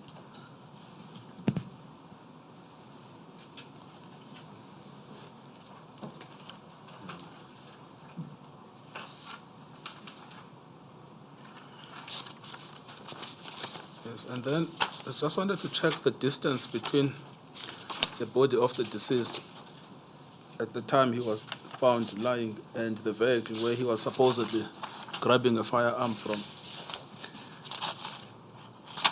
It's clearer at photo 16, which is 2A65. Yes, so there's a couple of things about that photo. You say the version of the police is that he had to be shot at the back for the second time because he was trying to grab a firearm which was inside the vehicle. Correct? That is correct. Yes. They said Can you they comment left the about firearm that inside the vehicle? in relation to what you see there? Can you comment about that version in relation to the positioning of the deceased, the distance to the car? Chair, it's not clear that you could have been trying to grab a firearm because the door is open, but it's a bit far from his hands. But he's also facing the opposite direction. I think the head slanted to the side because if he can slant towards the right, that's where the wound will be visible. I'm thinking about how is he trying to grab a firearm in that position? Chair, I would say it would be impossible for him to grab the firearm. That was inside the vehicle. Yes. Thank you.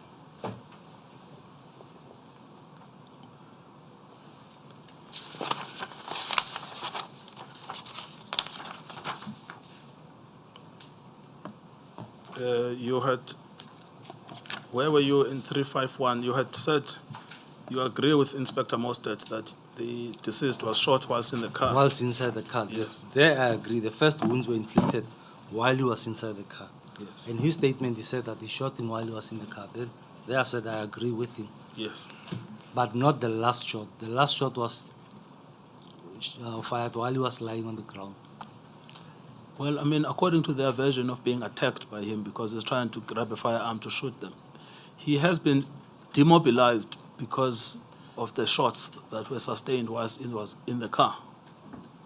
Now, when you look at those wounds, I mean, would they be consistent with what type of a firearm? If you look at photo 10, photo 11, photo 12, and photo 13, the body wounds and the wounds on the arms. Chair, the firearm used would be a pistol. Yes. And it's mustard. Yes. All of them. All of them were from a pistol. Yes. So the killer here with the 9mm was Inspector Mostert. That's correct, Chair. Yes. And shot in close proximity.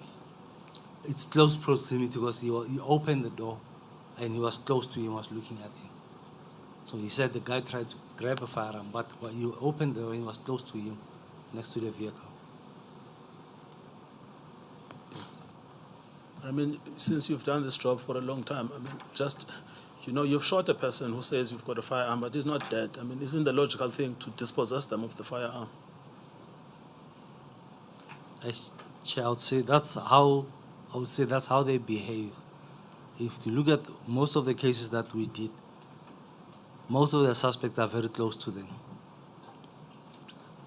Now, I'm trying to understand the logic of shooting this man on the back of the head after you've instructed them to lie down on their stomach, but you've left the firearm inside. Inside the vehicle, Once you've close shot to the them, you must suspect. take the firearm.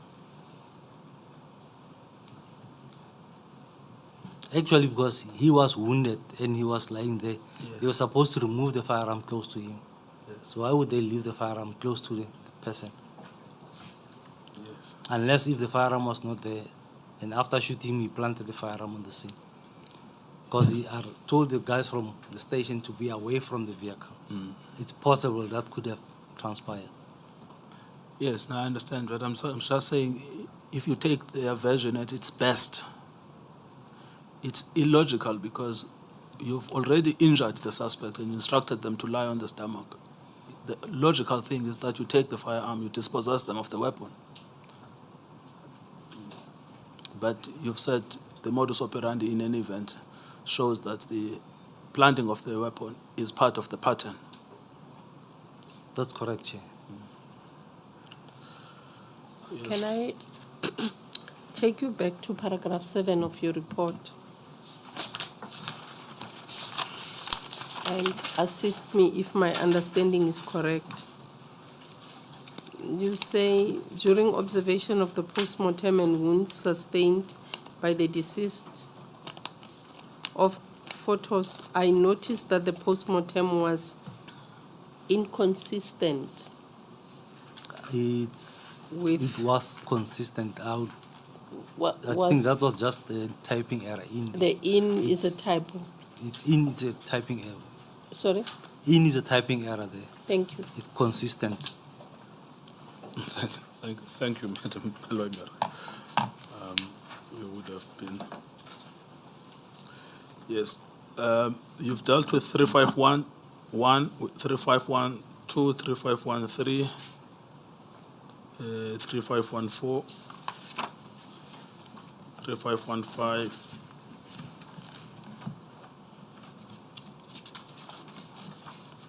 and 3516.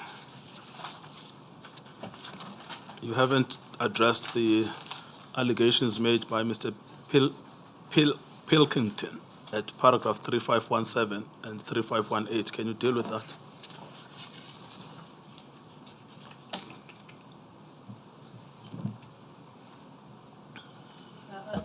I think that the entire 351 is a replication of the entire paragraph 9 in the report. Yes, that is. Somewhat. Am I correct, Colonel? You're correct, Chair.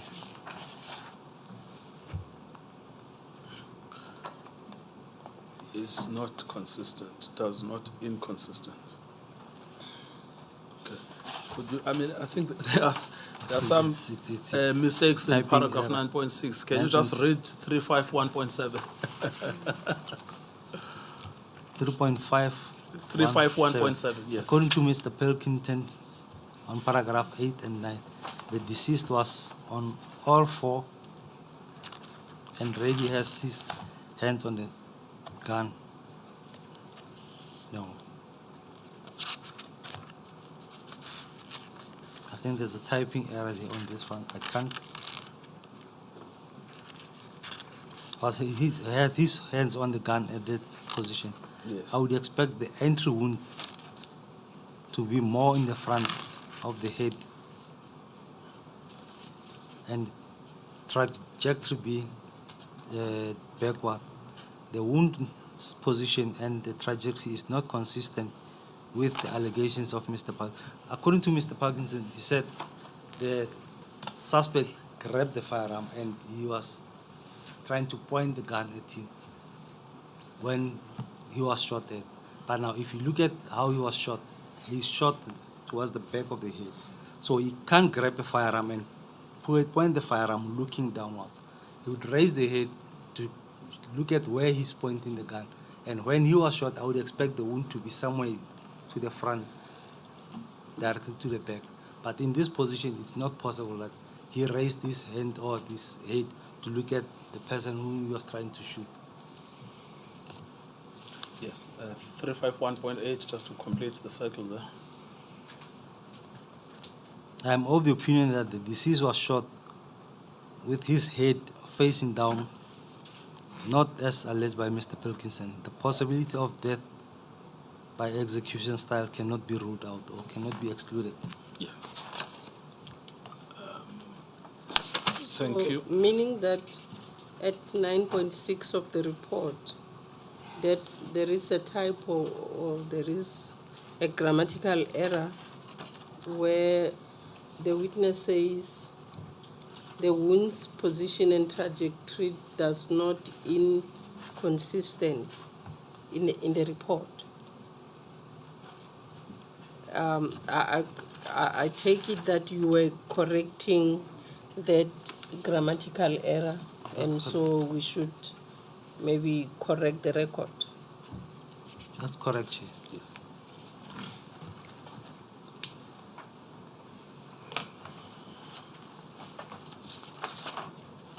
In other words, the wound's position and trajectory is not consistent with the allegations of Mr. Pilkington. That's correct. That's what you meant to say. That's correct, yes.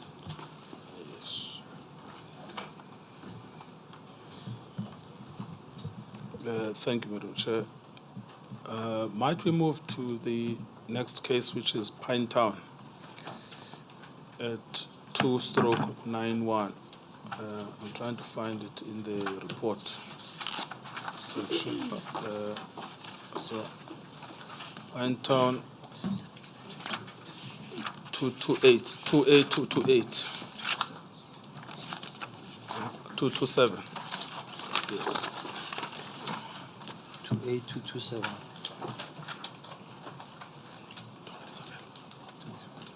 Yes, so apparently here there is a docket, so we can check for the name of the suspect and the statements of the killers. I'll just find it now.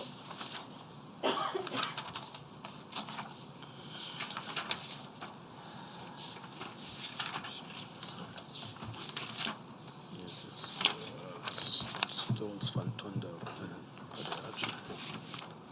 Yeah. Well, first let us find tell them which pages. Dockets.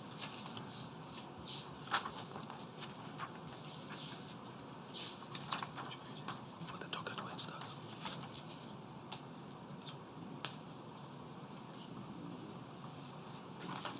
The docket, Madam Chair, starts at PT 0001.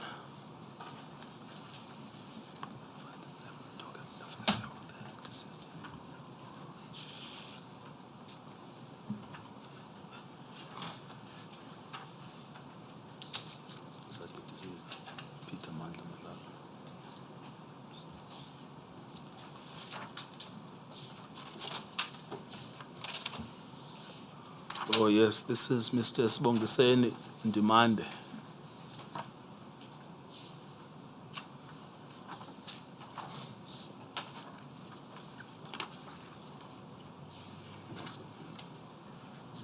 Thank you.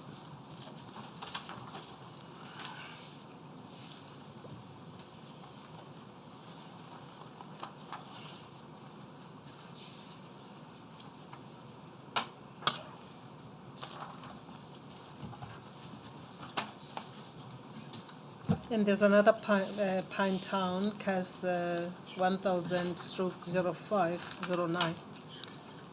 Yes. It looks like they've been combined into the same docket because in our references, it's 668/05/2009 and 1000/05/2009. Or in fact, even on the docket itself, that's how it's described on the cover of the docket.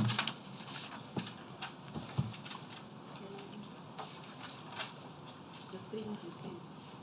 Yes.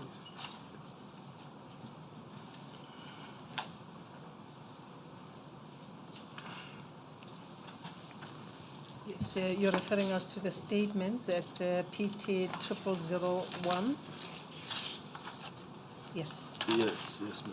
In relation to case 668. Yes, Madam Chair. 05. So, Lieutenant Colonel, I just want to give you the version of the police. So, we start with Mr. Willem Cornelius Olivier at PT 0011, but how he describes the incident. Firstly, he gives us his force number, and then he talks about the killing of Mr. Zondi from that Becky Temba case number. Then in paragraph 3, he talks about the fact that they were briefed to look for this particular suspect. Then in paragraph 4, which is important, upon arrival at the suspect's premises, I was tasked to monitor the first level of the suspect's premises in the event any attempts were made by him to escape. The rest of the members were also placed at strategic points. paragraph 5. Whilst at my point, I heard the members knock on the suspect's door, and they made themselves audible by shouting, "Police, police." It was then that I simultaneously noticed the light inside the suspect's room had been switched on. I then noticed the window at the room where the light was switched on open, and I also noticed a stockish, well-built African attempting to jump through the same window. I also noticed that he was armed with a handgun in his right hand. I then shouted, "Police, police." And that is when the suspect African male went back into the room and the light was switched off. I alerted the members about the suspect's movement and also to be cautious as I informed them that he was armed with a handgun. I further heard the members ordering the suspect to open the door. Thereafter, there was commotion and I heard shots being fired. When everything was still, I proceeded to the flat of the suspect and I met Captain Van Tonder at the front door, who informed me that the suspect shot at them and they returned fire. So that's the first statement. Then there is Gonasagran Padayache, who is a detective inspector. Now, he says at paragraph 3, at approximately 2 a.m., Captain Van Tonder, Inspector Stolz, Constable Naidu, and I approached the entrance of flat 18 where the suspect resided. Inspector Stolz knocked on the door and audibly demanded entry after identifying himself. Inspector Stolz banged on the door several more times, but there was no response from within. I heard one of our members, who was positioned behind the flat, shout that there was a black male armed with a firearm attempting to exit from the window. Inspector Stolz then broke open the security gate and kicked the door open. We then entered the flat. We again shouted, "Police." There was no body in the kitchen or the lounge. I then proceeded to take up a position against the wall, separating the lounge from the bedroom. The bedroom door was closed. The bathroom door was closed. The second bedroom door was open, but the light was off. I then reached over and opened the bedroom door and returned to my position behind the wall. Captain Van Tonder told us that there was an armed black male in the room and a female.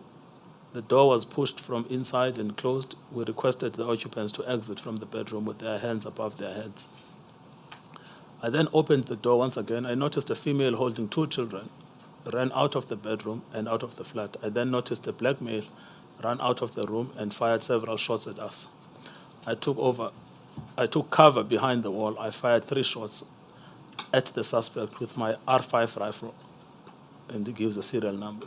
The suspect was fatally wounded. Captain Eva then took over the scene, and all the relevant role players were informed. So the person who confesses to have killed the deceased is Inspector Padayache, yes, with an R5 rifle, but on the justification that the suspect had in fact shot at them several times. So it's in that context then that your expert testimony is required.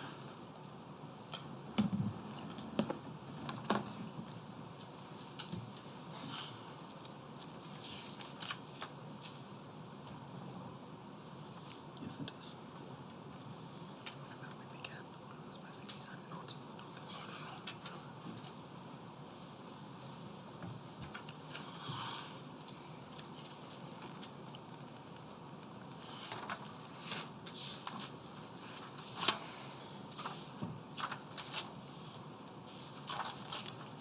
All right, Chair, I'll go through my statement. The 2A 229, from 2A 229, paragraph 3.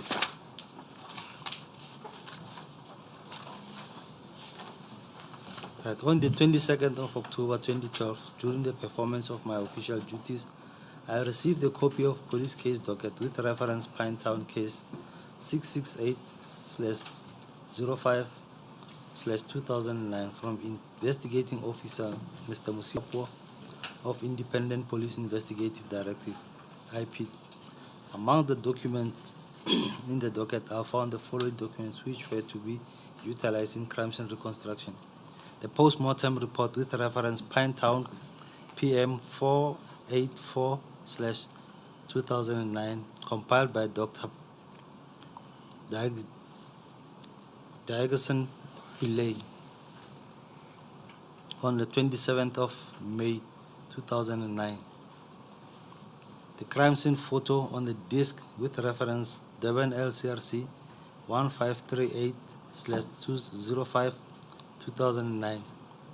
A statement by Captain Fantona, a statement by Inspector Adrian Stoltz, and a statement by Detective Kandasengren Parayach.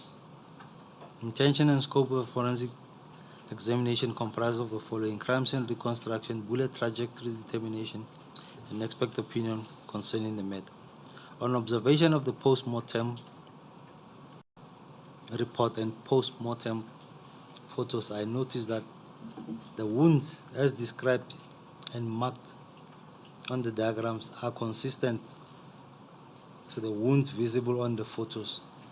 I marked the wounds on photos from 1 to 15, from wound 1 to wound 15 as described by the doctor on the post-mortem report. Right, wound 1 on photo 1. Wound mark 1 on photos. The left upper eyelid shown a 10 by 10 millimeter perforating defect. It has the characteristics of an entrance wound. Where are you looking now? It will be 6.1, 2A, 230. No, but which picture? Because it says on the photo. Right, on the photo it will be photo number 2.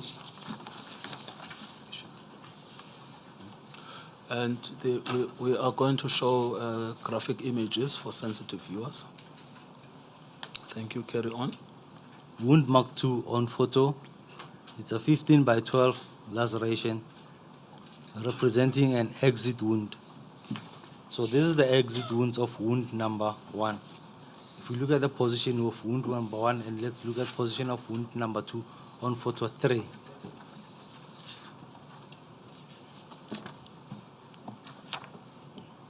I'll explain this. The reason why I'm saying we must look at the position of wound number 1 and wound number 3. Wound number 2 on the photos. Wound number 1 is on the left eye, just above the eye. Let's go to wound number 1. We have wound number 1 is this one here. It's just above the eye here. And then wound 2 is at the back of the head.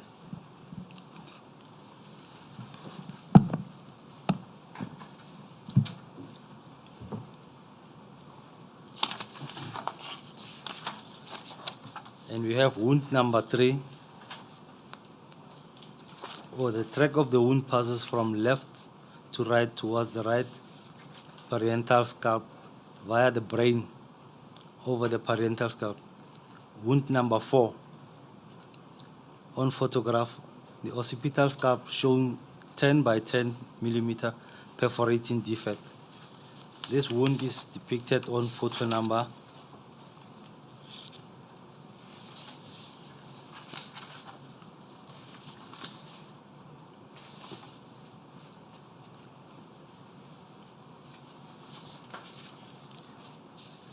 4 is depicted on photo number 5. But if you look at both wound, and then comes wound number 3, overlaying the fracture of a 9 by 5 millimeter laceration in presence of over the right occiput. Right, wound number 3 is also the back of the head, and then wound number 4. Go to wound number 4.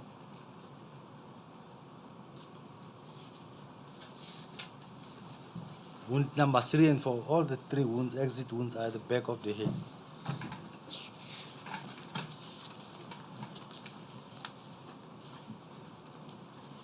Wound number 5 on photo, a 36 by 10 millimeter linear wound track over the right maxilla. Wound track is superficial with no penetration of the underlying bone. So this would be wound number 5, and wound number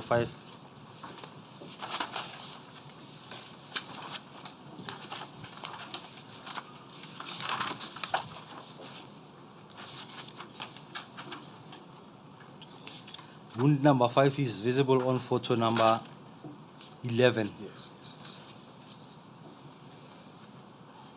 It's just a grazing wound on the face of the deceased. Then wound number 6 on photo is 10 by 10 millimeter perforating defect of the posterior lateral aspect of the left arm. Wound number 6 will be on the left arm, and it's visible on photo number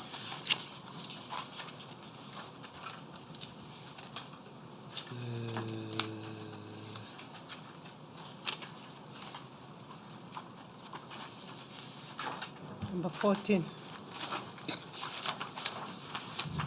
on photo number 14. Thank you, Chair.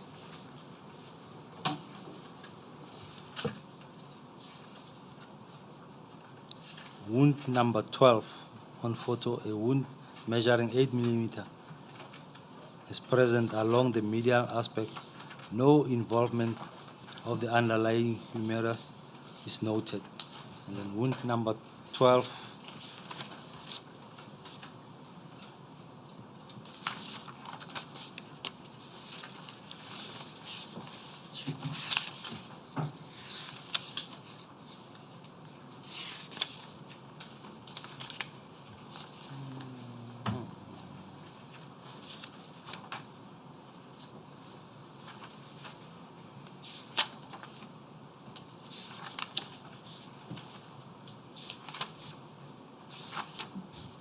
I don't have a picture of wound number 12. And then wound number 7. It's a 15 by 10 circular defect on the dorsal surface of the left forearm. Wound number 7 is visible on photo number 6, where we have wound 7, wound 8, and wound 10.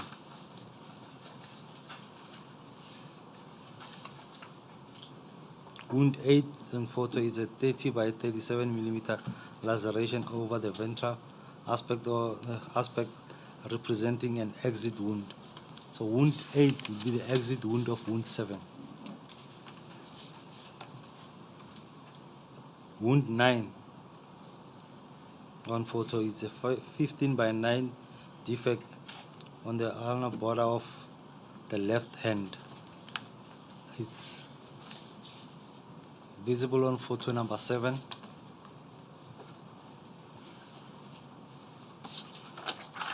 Wound 10, it's a 12 by 9 millimeter laceration representing an exit wound. There's wound 10 on photo 6 again. Wound mark 11. It's a 15 by 11 defect on the left anterior chest wall, lying close to the left anterior axillary line. The appearance are those of a gunshot entrance wound. That's wound 11.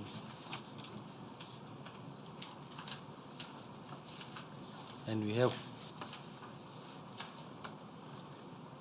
the track of the wound passes downward and towards the right along the left chest cavity without involving the left lung or heart through the left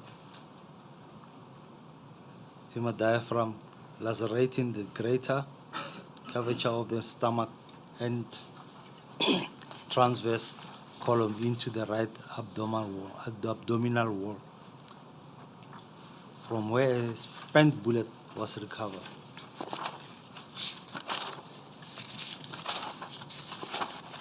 And wound 13,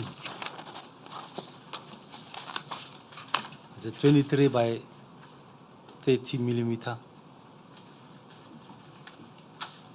defect over the right iliac fossa, emanating from the wound is a tract that passes in the abdominal wall without entering the peritoneum, overlying the anterior abdominal wall.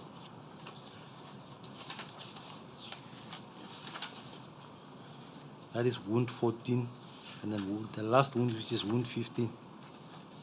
It's a superficial wound tract measuring 21 by 7 over the sternum anteriorly. There is no penetration and the underlying thoracic cage.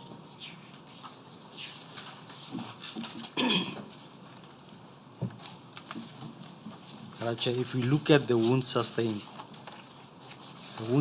on the arms and on the body.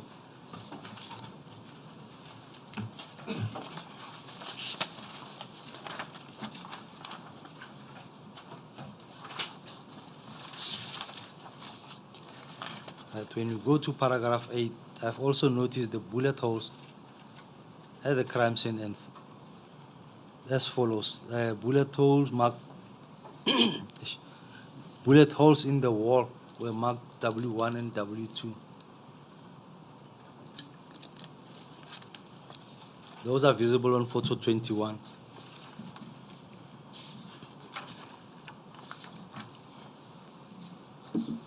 They are also visible on photo 22 and 23. A bullet hole in the bed and had characteristics of a bullet entry and possibly a close-range shot.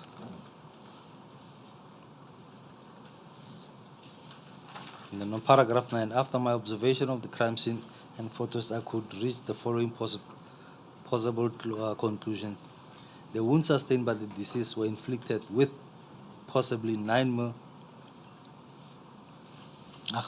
were inflicted with possibly 2 different calibers, a handgun, possibly 9mm, and a rifle, possibly 5.56. I am of the opinion that the wounds marked 1, 6, 7, 11, and 13 were inflicted when the deceased was positioned as visible on photos. The wound marked 6, 8, and 11 were caused by the same bullet. But if we check at wound number 6, wound number 8, and wound number 11.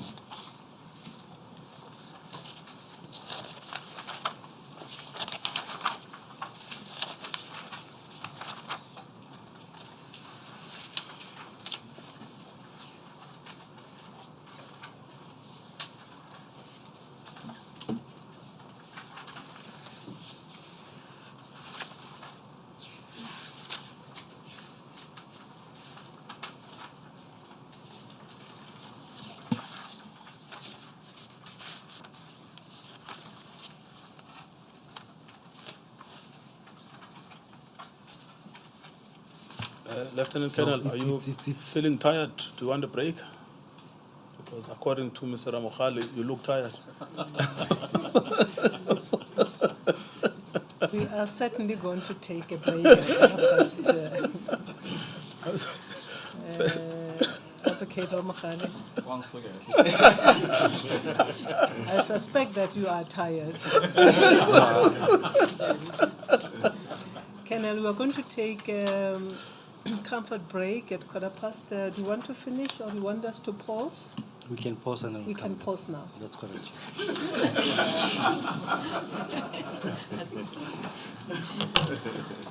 Yes, we'll take a 15 minutes break. We can reconvene at 5:25 or at 5:30.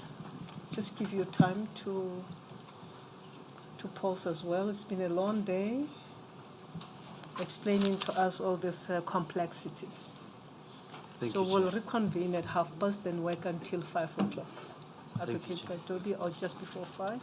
Yes. I suppose probably this will be your last one, unless the next one is going to be shorter. No, Chair, it's very difficult to say. I think We can finish probably when finishing we at 5. reconvene. Yes, thank you. Yes, Thank you. You are under oath, sir. I'm still on the We'll pause until 4:30.